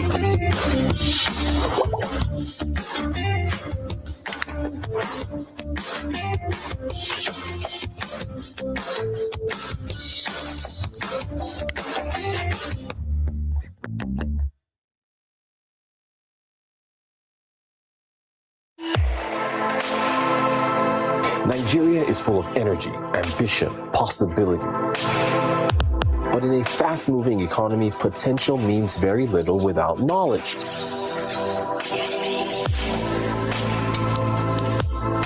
The business universe is complex, hard to navigate. Without knowledge, it's easy to stumble. Knowledge is what helps you read the signs. Knowledge is what helps you seize opportunity. Knowledge is what keeps you from making expensive mistakes.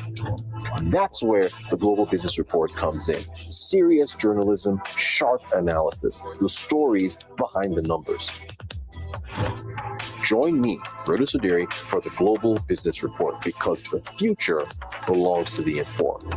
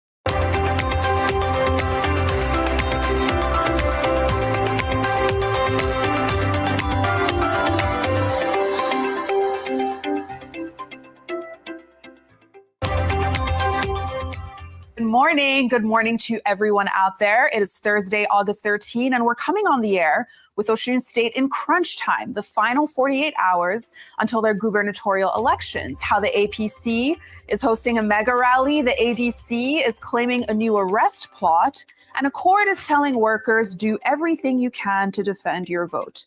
We'll discuss. Then we have new video of this miraculous rescue of a 3-month-old baby found alive, buried under a collapsed building after the deadly earthquake in Colombia this week. Authorities now racing to find his mother. And Katsina United are mourning the loss of their player Chinedu Ozor, who collapsed during a preseason game in Katsina on Tuesday. May his soul rest in peace. I'm Agnes Osakwe in for Oji Okpe, and this is What's Trending.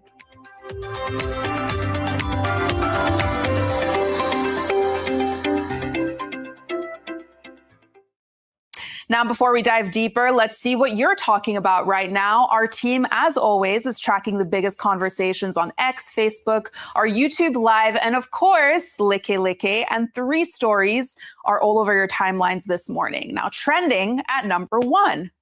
An APC gubernatorial candidate's wife distributing millions of naira to thousands of women in Nasarawa State. It's said to be an empowerment scheme, but people are saying these are brand new notes. Where's the EFCC in all of this? Trending at number 2, we have a man recording the exact moment a customs officer lunged at him at a checkpoint. Why this clip is making people say they want a pair of Meta's AI glasses. And trending at number 3, a stunning rescue at sea. How a group of fishermen saved a man from a sinking ship in River State waters. We'll get into it later in the show. But here's where you come in. Join the conversation. Use the hashtag What's Trending with Oji Okpe. Comment on our live feed and on Leke. Tell me which of these stories matters most to you and what's trending in your own community. Because for the next hour, we are going into everything that has Nigeria and the rest of the world buzzing. But first, Nigeria's biggest airline, Air Peace, is fighting back, demanding a full government investigation into Tuesday's violent union picketing, which the airline says caused them over 2 billion naira in financial losses and left thousands of passengers stranded. Now, speaking at a press conference in Lagos on Wednesday, Air Peace Chief Operating Officer Oluwatoyin Olajide slammed the unions, saying that their action violated a subsisting federal high court judgment from April of 2024, which declared it unlawful for unions to coerce Air Peace employees into membership against their will. Let's watch.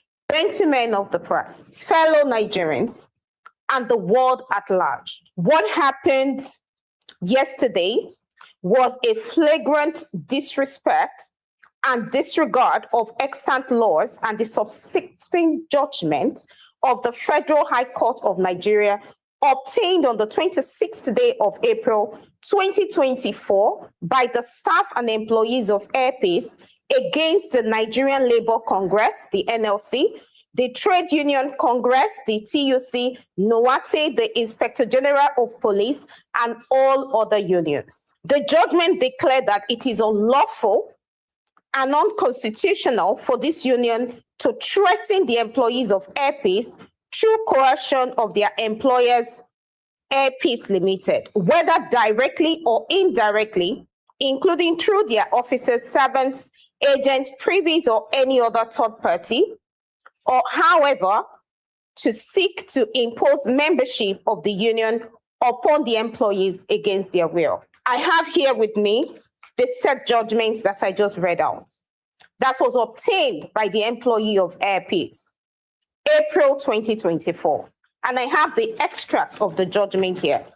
If you looked at these judgments, you can see here, this happened on Friday, the 26th day of April, 2024, before his lordship, the Honorable Justice Akintayo Aluko, Judge. The court also granted an order of perpetual injunction against the unions restraining from harassing the employees of Air Peace by any means at their places of work or any other place, and to refrain from causing or instigating any breach of the peace likely to occasion harm to the staff and employer of any threats to their lives and property of Air Peace. The court also ordered the police to ensure compliance with this judgment throughout the Federation. We must state clearly that these appalling disruptive activities of the union members simply violated ICAO and NCAS security regulations. In simple terms, it's an act of unlawful interference, and it is punishable under the extant aviation regulations. Our position is therefore unequivocal. Our employees have the constitutional rights to choose. Our passengers have the constitutional rights to travel. And Air Peace has the right to operate without unlawful interference. We therefore call on the federal government, the security agencies, the airport authorities, and aviation regulators to please conduct a thorough and independent investigation into yesterday's unacceptable events. Now, Olajide also revealed that a female Air Peace employee was left bleeding and bruised after being physically assaulted by union members, warning that those involved could face restrictions on flying or arrests abroad, and that airports are sensitive national assets where this kind of violence must never happen with impunity. But the question remains, if a federal high court judgment from 2024 already restrains unions from harassing Air Peace staff and 98% of Nigerian airlines have no unions, why was only one airline targeted with violence that violated both the Constitution and a court order? Now, the federal government, the NCAA, airport authorities, and security agencies have all been called to investigate this incident, and it has to be done urgently. Nigeria's aviation industry is way too important to allow this to become a precedent. And Dr. Abati, I'll come to you on this story as I also say good morning and welcome back to the morning show. Missed you, but good to have you back. Thank you.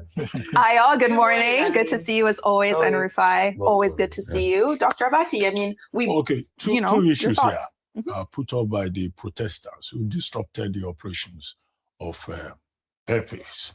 First, 5% ticket sales tax, which they claim that Air Peace was not paying. And the position of Air Peace is that the man in charge of, I think it's NACA, right? Has already made that's Captain Najomo. NCAA, I'm trying to refer to Captain Najomo. Had already said the various airlines involved have been complying with the directives given by the NCAA. However, the question from Air Peace is that why is it that it's only Air Peace that is being targeted when even the relevant authority has made it clear that there's no infraction in that regard, that they have compliance? That's the first question. The second question has to be the disruptors of the operation now saying that staff of Air Peace are not being allowed to join the union. In this case, NUATE, the National Union of Air Transport Employees, NUATE. And the Air Peace defense is now strictly a question of law. That on 26 April 2024, this same matter had been determined by the Court of Justice Aluko, Federal High Court, Lagos Judicial Division. Now, the matter was filed by two staff of airpeace, Ugoji and Udaya. Those are the names. Yeah, okay, that's it on the screen. And they were the applicants on behalf of themselves and other employees of airpeace. And then, of course, the respondents were Noate, the Nigerian Labour Congress, and also the Inspector General of Police. And the Honorable Justice Aluko, looked at this within the purview of fundamental rights enforcement. And it is the right of every individual to have the freedom of association, freedom of assembly, Section 40. And that if you were to look at the law, there's nothing that talks about compulsion. If it is a freedom of association, then you have the right to associate freely. The learned justice quoted Okoro for case and also quoted the Trade Union Act to say that there can be no compulsion. And on the basis of that, found in favor of the applicants and awarded damages of 200,000 naira at that time against the respondents. So the third issue is that airpeace has a court judgment in its favor. So what can airpeace do where the other party has refused to obey the court of law, where there is no evidence that matter is on appeal or that there is any pending appeal?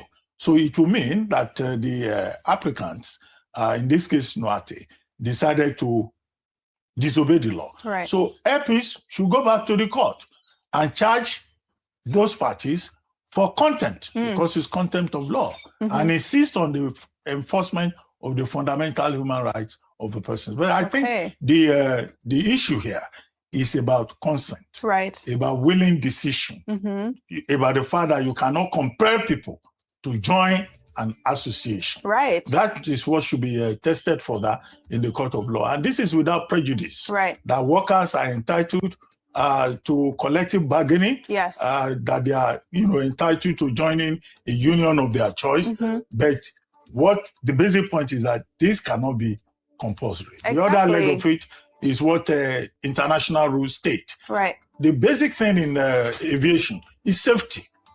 When you disrupt the operation of an airline, you raise safety issues. And apart from that, airpeace says they've lost 2 billion naira, which is so significant. But also think in terms of the agony that passengers and customers suffered. And then there was assault involved. The affected persons can also sue for assault. Asking for unionism does not extend to your to you taking the law into your hands and assaulting innocent people who are just doing a basic day's work. Exactly. Thank you, Doctor. I mean, there's so many layers to the story. I don't know, Ayo, if you have maybe a quick 20-second comment since you were here when the story first broke yesterday, just, your thoughts on this. airpeace has come out with an official position and stated the facts and showed the documents that we're able to display on screen. And we expect a response from the NCAA.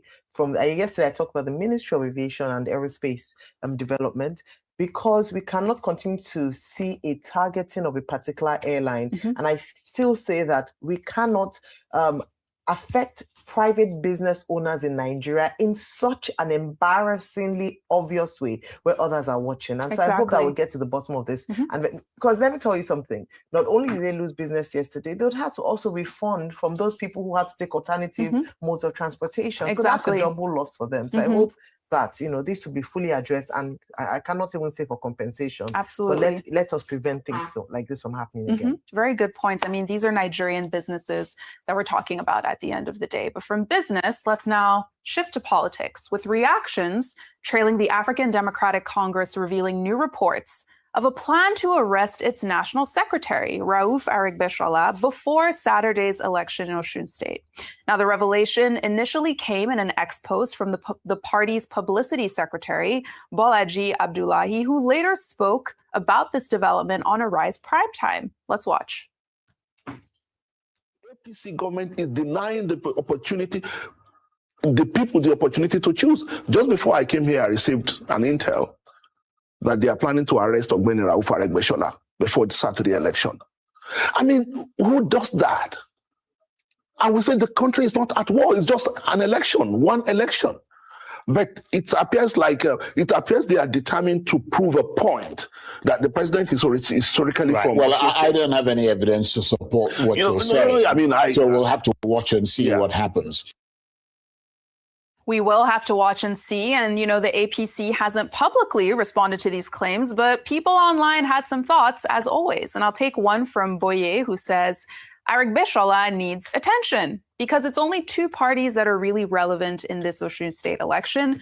The others are just following the two. And by the two, he means the governor Adeleke and the APC candidate Ambo. Then you have Zorro, who says ADC says it has credible reports of a plan to arrest Arigbeshola before Saturday's election. Whether or not it happens, the fact that this warning had to be issued at all tells you where Nigerian democracy currently sits. Sad. And let's follow that thread of the state of democracy and our institutions with the Nigerian musician and activist Femi Kuti speaking out in a new interview this week, calling what he describes as a lack of credible characters in the highest echelons of government. Let's watch. What's the problem? Judiciary that didn't stop him from getting there in the first place. It's a problem. That he had if all what they are saying is true, how did he contest? If we had men and women of caliber and integrity, he would have been able to contest in the first place. Obasanjo put EFCC to arrest all the corrupt people. One of the first people EFCC arrested was his daughter, Iyabo. Then Ribadu was removed, or he even ran away because I think they were after his life. So they removed him from head of EFCC. This same Ribadu is now Tinubu's security personnel. So you see, it's the same people. They go to the same parties. They go to the same weddings. They hug themselves. They do everything together. A young boy of 15 that has this history, or 20, when you see what is going on, where is your belief in the system? Now, that clip in particular has generated a plethora of reactions, but what stands out here, Rufai, is the way in which Kuti is essentially describing government as a closed inner circle where the institutions and the people that should hold leaders accountable are the very same ones protecting them, and it all exists in this ecosystem that just keeps reproducing itself. But it's true now. And that's what we deal with. The same person that calls somebody names in the last election cycle, that say all sorts of things about that person, is speaking and defending that person today. That's the system. The same person that say I have dossier on this person is working for the other person today. That's the system. Like I was saying this morning, you see, Annie, if you say something that is very insightful, it depends on the party you are and where you are as when you're saying it. I mean, look at Mr. Jingal. He's saying it where they were APC people. I mean, they were APC governors in that meeting when he said it now. Yes, that's in And they didn't challenge. So as long as they were there, they accepted what he said. They might not come out openly to say they accept. In fact, some have even said we reject it too. But when he was saying it there, why didn't he say, haram, haram, haram, stop it? No. And guess what? The man has doubled down. I said it again, that he's not going to apologize after calling people all sorts of names. Do you know how many people that have called him at the back and say, Jinga, don't worry, what you said is good, but we don't condemn you in public. Dr. Abati, you were there now in the debate when Adeleke said, after the APC governors that come to criticize him in the state, when they finish, they will call him at the back and say, it's politics, so it's politics. Don't mind me. Did you say it? He said most of them, after they leave, and they say, oh, Adeleke is bad, is this, is that, is this, hey, he has destroyed the stage. He said they'll not call him at the back and say, my brother, it's politics, I hope you understand. He said, we will not laugh about it. And they are saying these things at the expense of Nigerians. Nigerians are the most. But you see, what Femi Kuti said, you know what hurts me the most? It's not what Femi Kuti said, though. It's the fact that his father sang about these things. The son, too, is singing about it and talking about it today. It's become transgenerational. When Fela was singing about corruption, Are these not all the things that were happening? Right. The body gets the accident. Archbishop na miliki, Pope na enjoyment, Imam na gbala. Is that what's happening today? Is Archbishop not miliki? Is Pope not enjoyment? Sorrow, blood, and tears. Sorrow, blood. Then bring sorrow, smile. blood, and tears. Then regular trade, 49 sitting, 99 standing, suffering and smile. Then go reach you, police, go stop suffering. Suffer forward, and enjoy for heaven. Amen. Spiritual Archbishop na miliki, Pope na enjoyment, Imam na gbalado. Archbishop the enjoy. Exactly what is still happening today. Right. Anani, congratulations on your forthcoming wedding, my dear. Oh, thank you. The sad reality is that your children will still talk about these things we are talking about. No, that's why we're That's not speaking the hope. today. That's That's not why the we're hope. speaking today, with the hope that our children will not We'll have to. We're see a speaking better so that our Nigeria. children will not have to speak about the same. I will remind you when my lovely Lemuela, when they become 10 and 15 and they start being politically aware and they say, Mommy, something is wrong, corruption is wrong, I will remind you. We have spoken about it. Don't We worry, are it's just building around a the greater corner. Nigeria. That's what it. we're Who doing. promised us for their tomorrow? We are giving our today.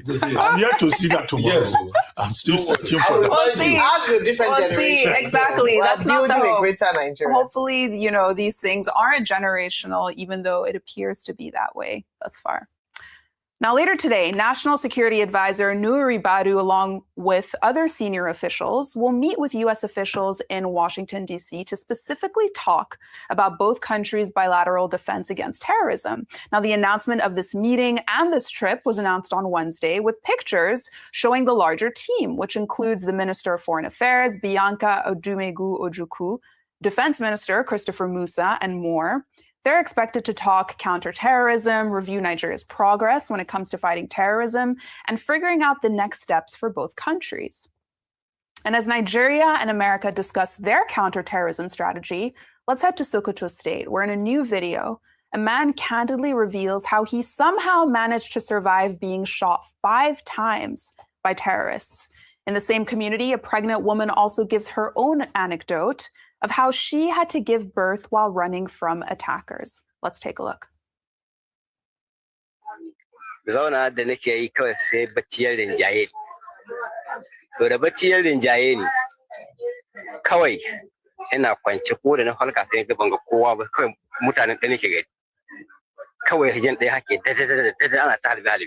Ga so ina gani sai ɗaya daga cikin su sai ya ce min sai yake ce ma ɗan uwansu kakka shiga wurin ina ciki to da na ji ya ce kakka shiga wurin nan lokacin da ya ce kakka shiga wurin nan kawai ni ko sai na hit hitar da nake yi kawai sai son ka biyo ni da bindiga a talbi ana talbi Allah madaukakin sarki ya tsare ni ina isa wani wuri kawai sai na ji dai har na wanke da jini sun harbi akalla 5 nawa ya same duk kaga yanzu ga wannan ga wannan muna ganin gwanda ko ni da ni hito halci ni hito bisa hanya na haihu ko zani ba su gani wanda ko goyin jaririn ba sai ni ko zani ni goya shi wasu. Now, I'll come to you on this story because you have these meetings, but you're still having these attacks. The stories are harrowing, and it doesn't seem to be getting any better. So what's different about these meetings, do you think, with the U.S., this particular one? It's subjective, to say it doesn't seem to be getting any better, because on the other side, the Tinubu administration have released fact sheets around some of the gains from these collaborations, from these interventions. We know that it was based on the counterterrorism that we had that agreement with the United States where they came in and some of the top leaders of these terrorist organizations, I believe the second in command was killed. And so that was one win. The other part was the raid, the Christmas Day raid, in Sokoto State, where they were said to have killed some principal members of Boko Haram. We also know of rescue missions that have been successful thus far. So we have to come to the understanding that terrorism is not going to be extinct or defeated in a day, a week, or a month. What the Nigerian people want to see, though, is that we are making advancement and they are recording successes in these areas. Only earlier this morning, they talked about other operations of Hadin Kai and some of these terrorists surrendering. And of course, this is based on the fact that they see that they don't have any other choice and that the Nigerian government or the Nigerian military is winning this fight. I do believe that these kinds of collaborations should continue, but the Nigerian leg should take the lead on this. It is our problem. Nobody's coming to Nigeria to solve our problems for us. And so we have to collaborate with the United States and any other partner. We've collaborated even with our Sahelian state partners when it comes to joint task forces and so joint operations. And so it's important that we continue to support the military in their efforts to tackle, to defeat terrorism. Absolutely. It's not a day's job, it's not a week's job, it's not a month's job. But what the Nigerian people want to see is consistent progress, and that we will see in a year's time considerable efforts made in the defeat of terrorism. Definitely. So I think that's an important thing. So the collaboration should continue. We saw the benefits earlier, and let's see what more we can get from the next level of collaborations. Absolutely, it remains to be seen. But if anything, it still shows that the U.S. is still open to these conversations with the Nigerian government. Now, from insecurity, let's turn to the education space, because right now, students in at least 20 universities are in limbo after the Academic Staff Union of Universities, ASU, ordered these schools to go on strike, claiming the non-implementation of their 2025 agreement with the federal government. Now, this order came on Monday, with one Imo State University student revealing how he was literally in the middle of an exam when the class was told the strike had begun. Let's watch. I was inside the exam hall, not just me, everybody was in the exam hall when ASU came in and asked us out, telling us that we should go home. The strike commenced by 8 o'clock today. We should go home till further notice. There was no memo before now. They didn't let us know. Nothing at all. There was no information. We just got to school, writing our exam. A few minutes into our exam, they came in and asked us out that ASU has gone on strike till further notice.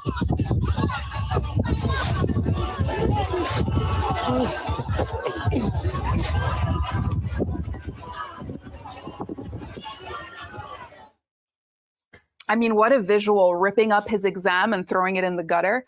ASU says it remains open to dialogue, but insists that strikes will continue until their issues are addressed. Big picture, ASU is saying, we negotiated an agreement, but the government hasn't fully given us what was agreed on in 2025, including money owed to lecturers. So until further notice, we will be on strike. And if we follow that thread, this move from ASU comes barely 2 weeks after President Tinubu was celebrating the absence of ASU strikes as proof of how his administration has improved the lives of Nigerian families. Remember, he called the lack of ASU strikes akin to an answered prayer. Let's watch. You can't say 4 years course is not 4 years. ASU is not on strike. They are not bringing agony to your homes. Is that not an answer to our prayers? To me, that's an answer. An answered prayer? Dr. Abati, I'll come to you, but I'll first take this reaction from Ovi on Leke Leke, who says, if you attended a Nigerian public university since the late 90s without experiencing an ASU strike, that is an abnormal condition, according to a radio program caller. I lost an academic session due to the 6-month ASU strike in 2003. The government should be intentional about improving the education sector in Nigeria. The welfare of lecturers and teachers should not be neglected. And might I add, also students, the welfare of students in all of this. Okay, very quickly. I mean, the Nigerian government, and I speak in general terms, we seem to have a reputation for not honoring agreements. And the basic thing in any agreement, in any deal, is that agreements are sacred. Pacta sunta servanda. When you enter into an agreement, you have an obligation to honor it, whether in business or in other circumstances. The second thing is that the Nigerian government also has a reputation of ignoring unions or aggrieved parties when they serve notice. The other time it was Resident Doctors Association, NADA. It took the Nigerian government up to the last minute before they made another agreement with them. And now in this particular case, ASU, which is the umbrella body for academics generally, whether it's federal or state, although some people argue that if you are in the state universities, then you don't need to be covered by agreements by the federal government. And so in this particular case, ASU served notice, 14 days, pointing out that in the state universities, only 10 have had the agreements honored. 57 have been left in limbo. ASU also announced that 20 state universities have been given the go-ahead to proceed on strike. The affected governments, in this case perhaps maybe the state level, refused to act. And now they've gone on strike. And you find the students in Imo State University finding themselves in a situation whereby the very day they were starting the exam, as they were collecting the question papers, ASU officials came in and said, you can no longer write this exam. We don't need to have this kind of embarrassment under an administration that says the welfare of university teachers is important and education is important, and that we need a workforce, that is well prepared for the future. Absolutely. This is the next generation of Nigerians, and education is paramount. And from education... fact check what the president said. Essentially. You're putting me on the spot. Fact check. And let's not forget that, we're talking about states, Dr. Bati, Imo State University is the Imo State governor, not the APC governor in charge of the Osun State election, the chairman of the election. Just to say that they will lead their states when there's problem, and they'll be going on the argument of there are issues going on in your state, and you're looking at other states going there to say we will vote you out. We will vote when there's fire on your own mountain. These are some of the issues. Very good point. People in glass houses shouldn't throw stones. Now, from education, let's now talk about law enforcement and brute force, with a shocking new video being circulated that shows police officers fighting a man wearing a Nigerian army shirt in front of a large crowd. Now, this incident is said to have taken place around Ada George Road in Port Harcourt, and according to reports online, the situation quickly became tense when the man in this military shirt was asked to identify himself to the officers. Let's watch.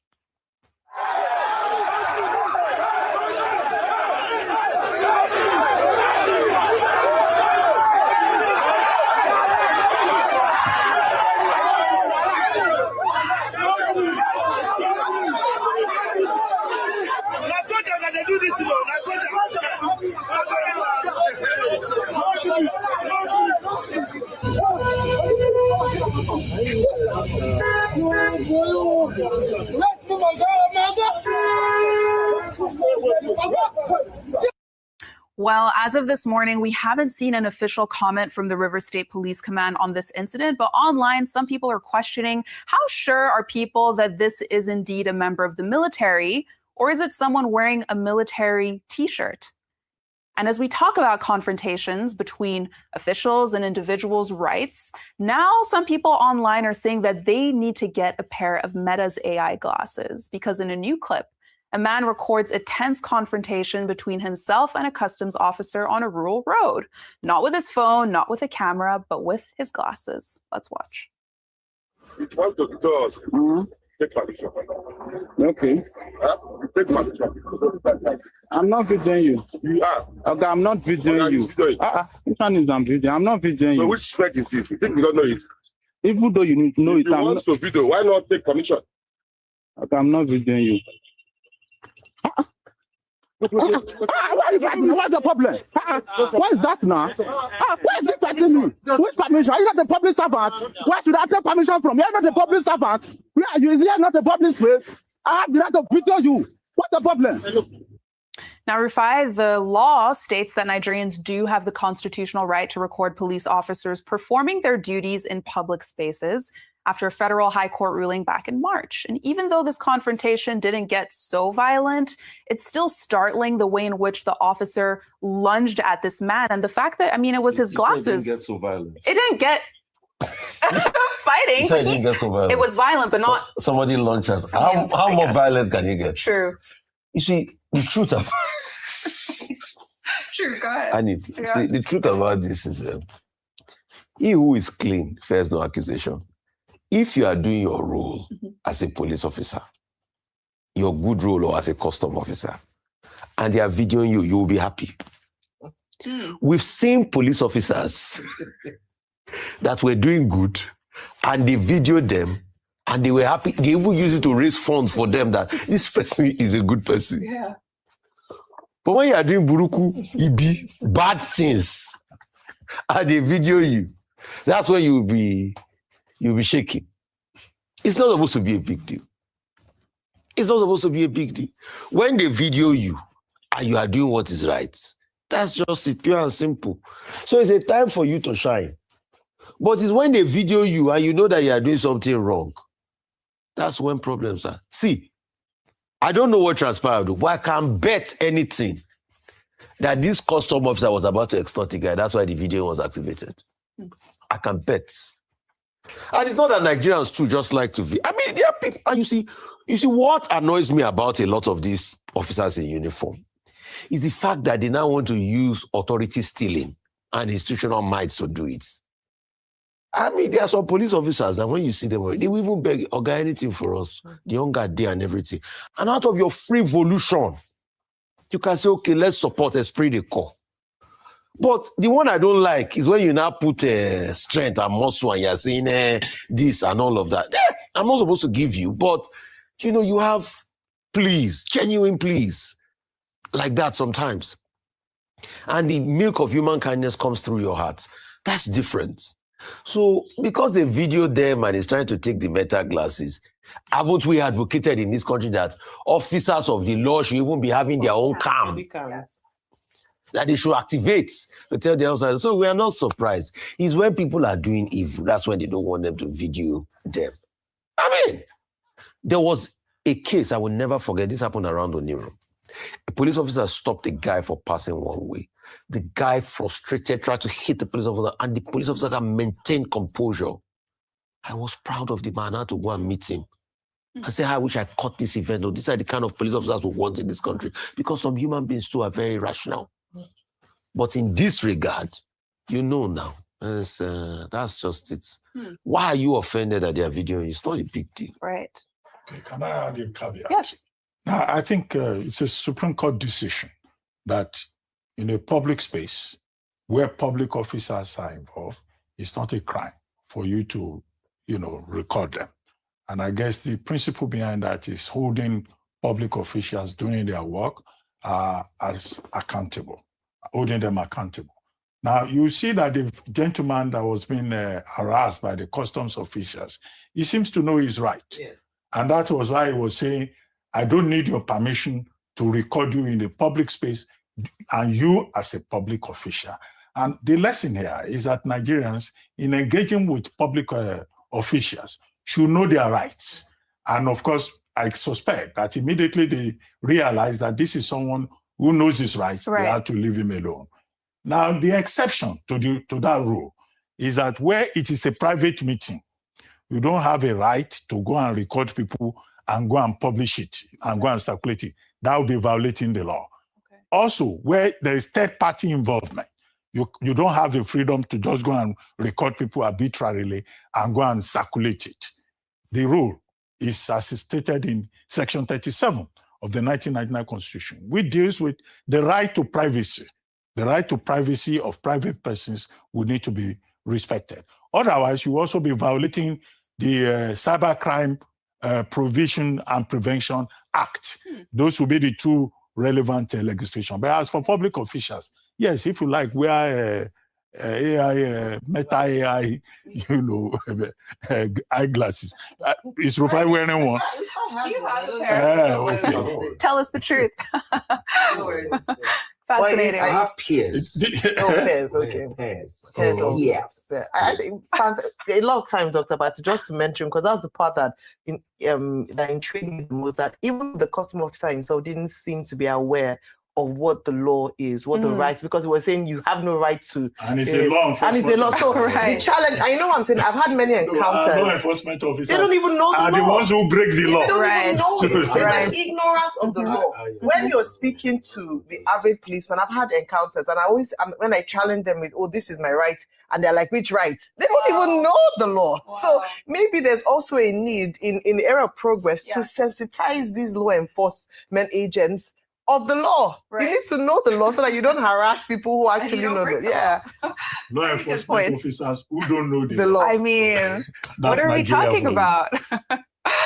But let's shift gears now and head over to Nasarawa State, because the women there are dominating the conversation online after a video emerged on Wednesday of Hajia Mariam Ahmed Aliyu, the wife of the APC governorship candidate in the state, distributing hundreds of millions of naira during an empowerment scheme, 325 million naira to be exact. There's a clip of her giving out this cash to groups of women, and it's spurring a lot of reactions online. Let's watch. Ekonda alago kutaso Magilida ringre kuzo Wari wandara afogava Hausa kanuri muhada kafa Agi jukun aga tutashi Juda saura go ayashigo Ekbira yar square muhadu Muriadaya yo mukefadu Sai maganchi dangin Lafia Sai belbela My farina lania Mamu keso Ali wadada. I mean, this grassroots scheme targeted 6,500 women across all 13 local government areas of the state, with 500 women each receiving 50,000 naira per head. And while Aliyu did tell the women that this is seed capital for starting businesses like trading, baking, groundnut processing, she also used this event to call on voters to support her husband, Senator Ahmed Aliyu Wadada, in 2027. And I'll take one reaction from OJ on Leke Leke, who says, Hajia Mariam, wife of Senator Ahmed Wadada, was reportedly spotted sharing millions of naira in newly printed 500 naira notes to supporters. Poverty is indeed the weapon fashioned against the masses in the country. The big question is this not vote buying indirectly? No. Then Teaser said, it's all an investment. We Nigerians are the real problem facing our great nation. However, I can't entirely blame our poor citizens when some people struggle to afford even a single decent meal a day. How can we expect them not to get dragged into this cycle? The root cause remains our corrupt politician. INEC, what exactly is your job? EFCC, are you just standing by watching this and watching it happen? And it comes, Aya, as a new clip is also circulating, which shows the gifts meant for the 1,500 couples who participated in Kano State's mass weddings. Gifts for each couple included a bed, a bag of rice, some cooking items, and other household goods. Let's watch.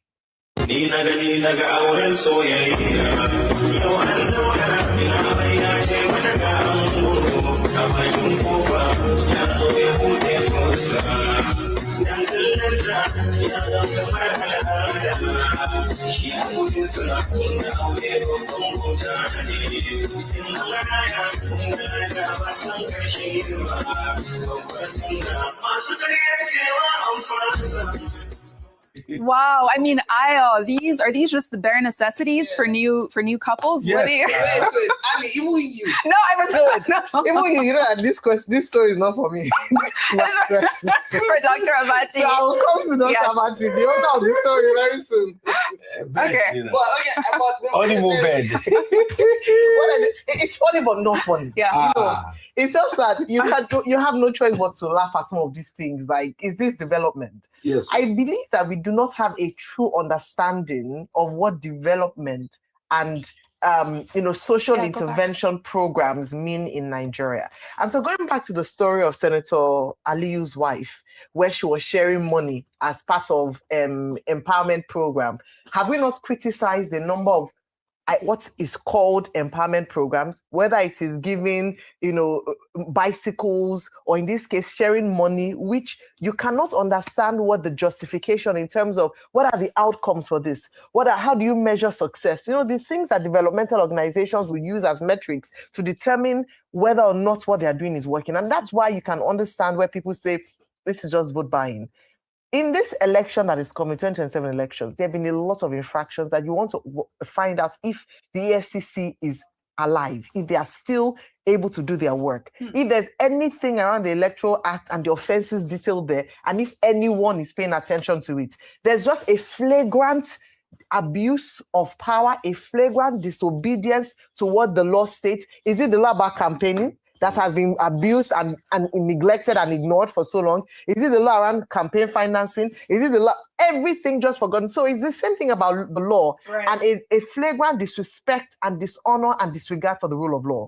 So that's on one part. The other part is that we need to investigate now. Where are these people getting this money from?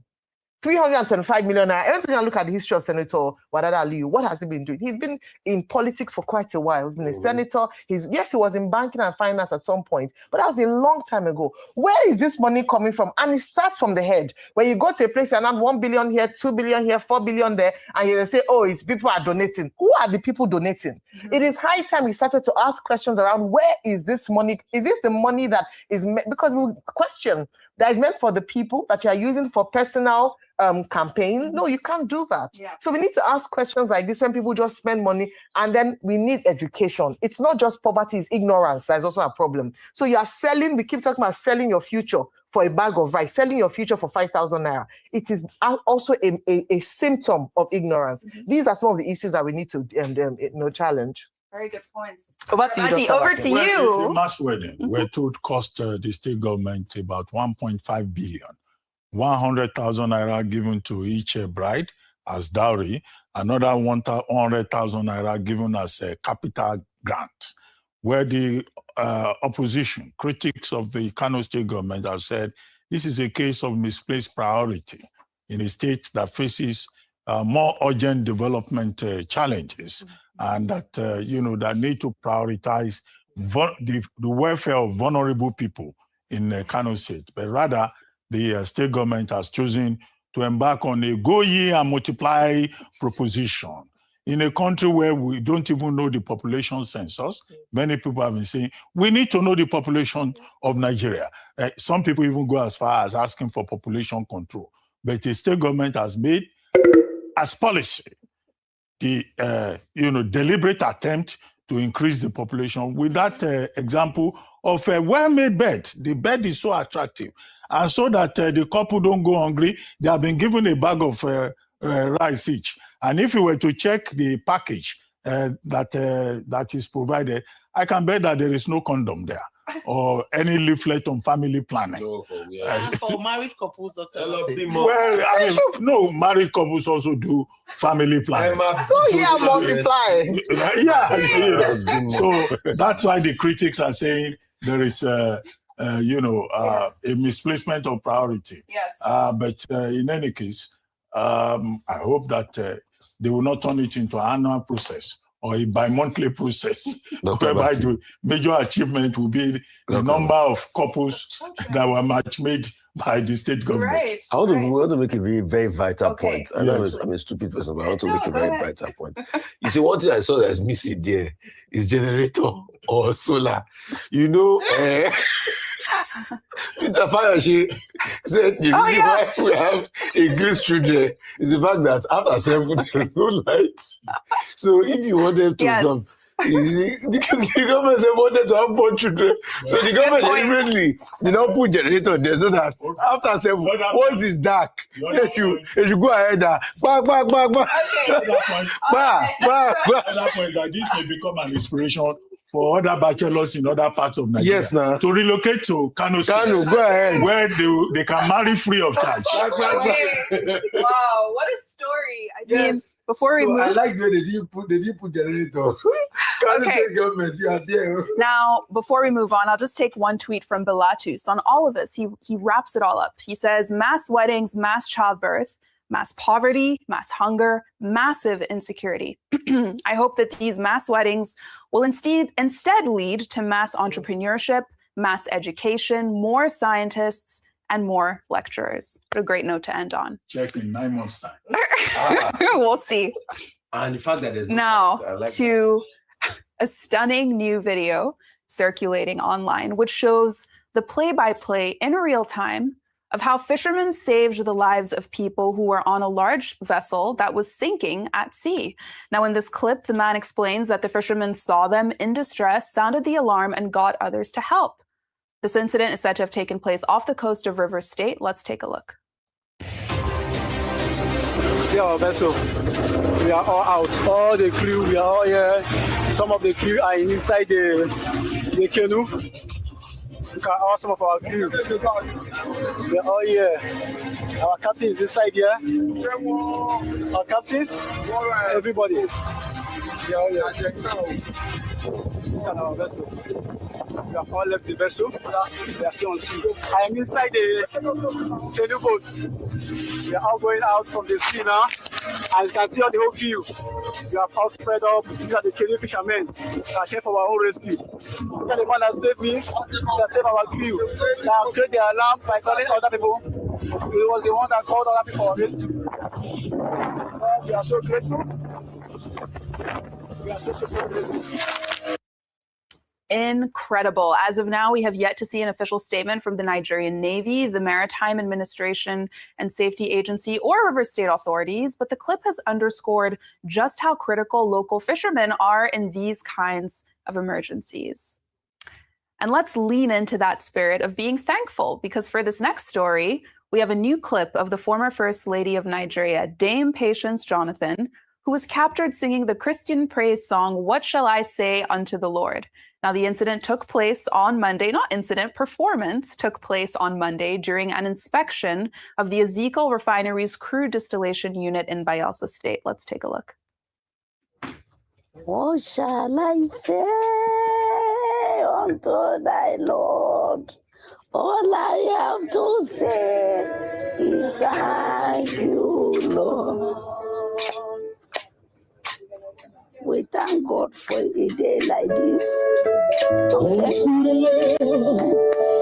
we have to say, thank you, Lord. So cute. People online are absolutely loving this, hailing her for always being willing to show her personality and her character in public spaces.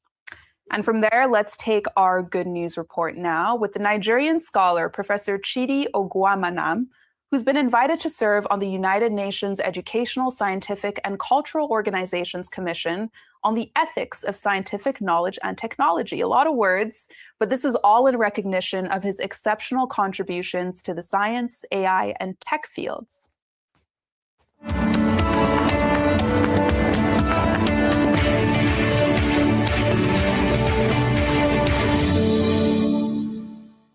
Now, this appointment announced over the weekend will run for 4 years, from 2026 to 2029. And it's significant because this commission brings together top experts from different fields around the world to look at the big challenges, the ethical challenges that come from science and tech developments, climate change, and the environment. This means that Professor Ogwamanam will give recommendations to UNESCO, policymakers, and the scientific community on the do's and don'ts when it comes to how individuals.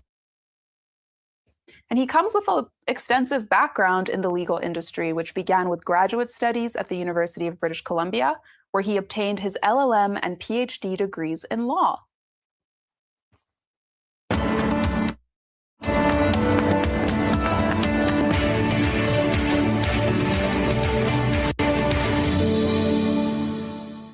This is certainly a proud moment for Nigeria. Professor Ogwamanam's appointment adds to the country's representation in global conversations about the ethical implications of science, tech, innovation, and AI, especially as we were talking about, Meta's AI glasses. So congratulations to him on this well-deserved international recognition. And from there, let's take our final story under entertainment, with new videos flooding social media of the Afrobeat star Davido's high-energy performance in London on Tuesday. Now, the show, taking place at the O2 Royal Forum in London, was thrilling. Davido performed some of the newer songs on his album, Oriade, including Already Falling. Let's watch. I don't wanna be a player. I don't wanna be a player. I don't wanna be a player.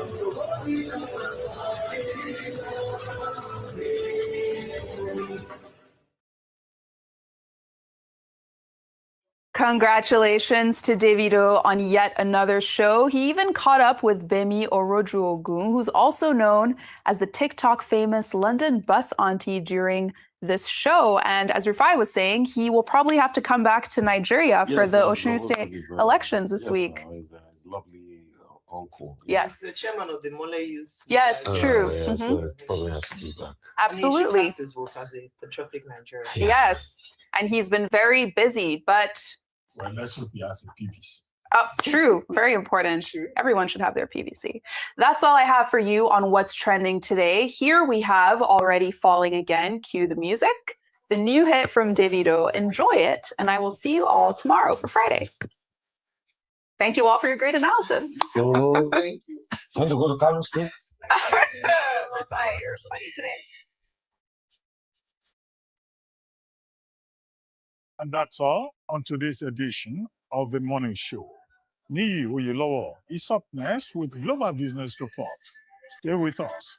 This is still the Arise News Channel, your favorite global standout news channel.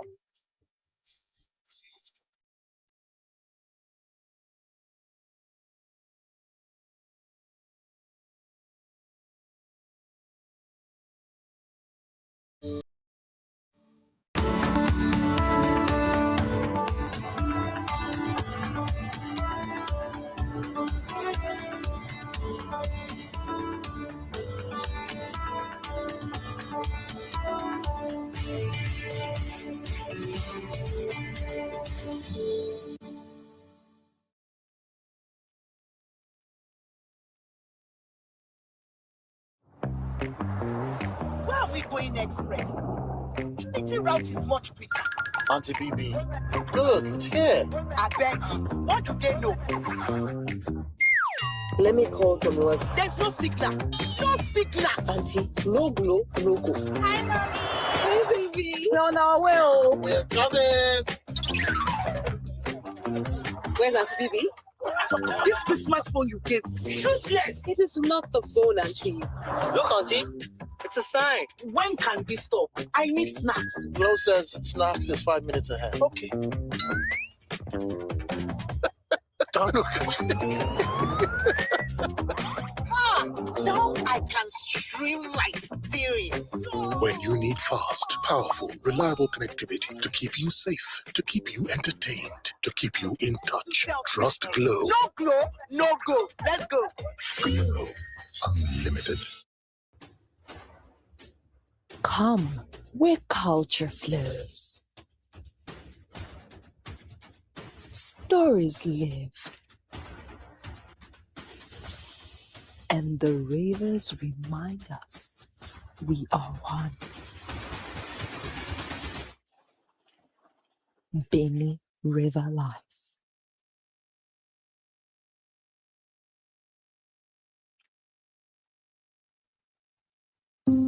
I grew up in Imesili. We started business as LBA in 1988. 7 years later, we started exporting cocoa to Europe, UK, and US. This is what we have been doing up to now.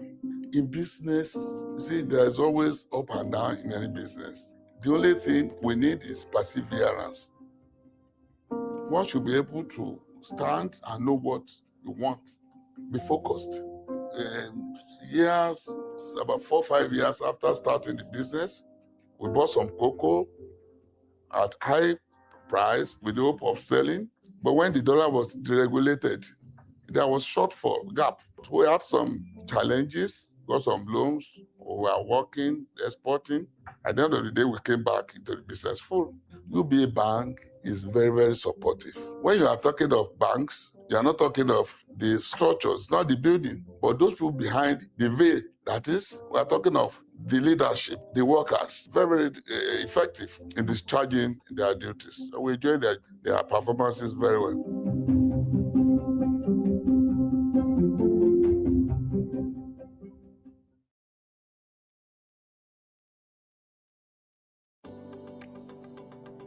A recent German geological survey estimates Nigeria mineral wealth at $700 billion, a conservative figure likely to rise with further exploration. Yet, the sector contributes less than 1% to GDP. Fidelity Bank has climbed to the top of Nigerian banking industry as the highest contributor to non-oil export foreign exchange earnings. The key, our in-depth understanding of what constitutes bankable projects. At Fidelity Bank Corporate, we provide blended finance, patient equity, rigorous counterparty screening, international off-taker purchase guarantees, escrow management, FX hedging, and regulatory coordination. The outcome, finance plans generating 10,000 plus jobs, significant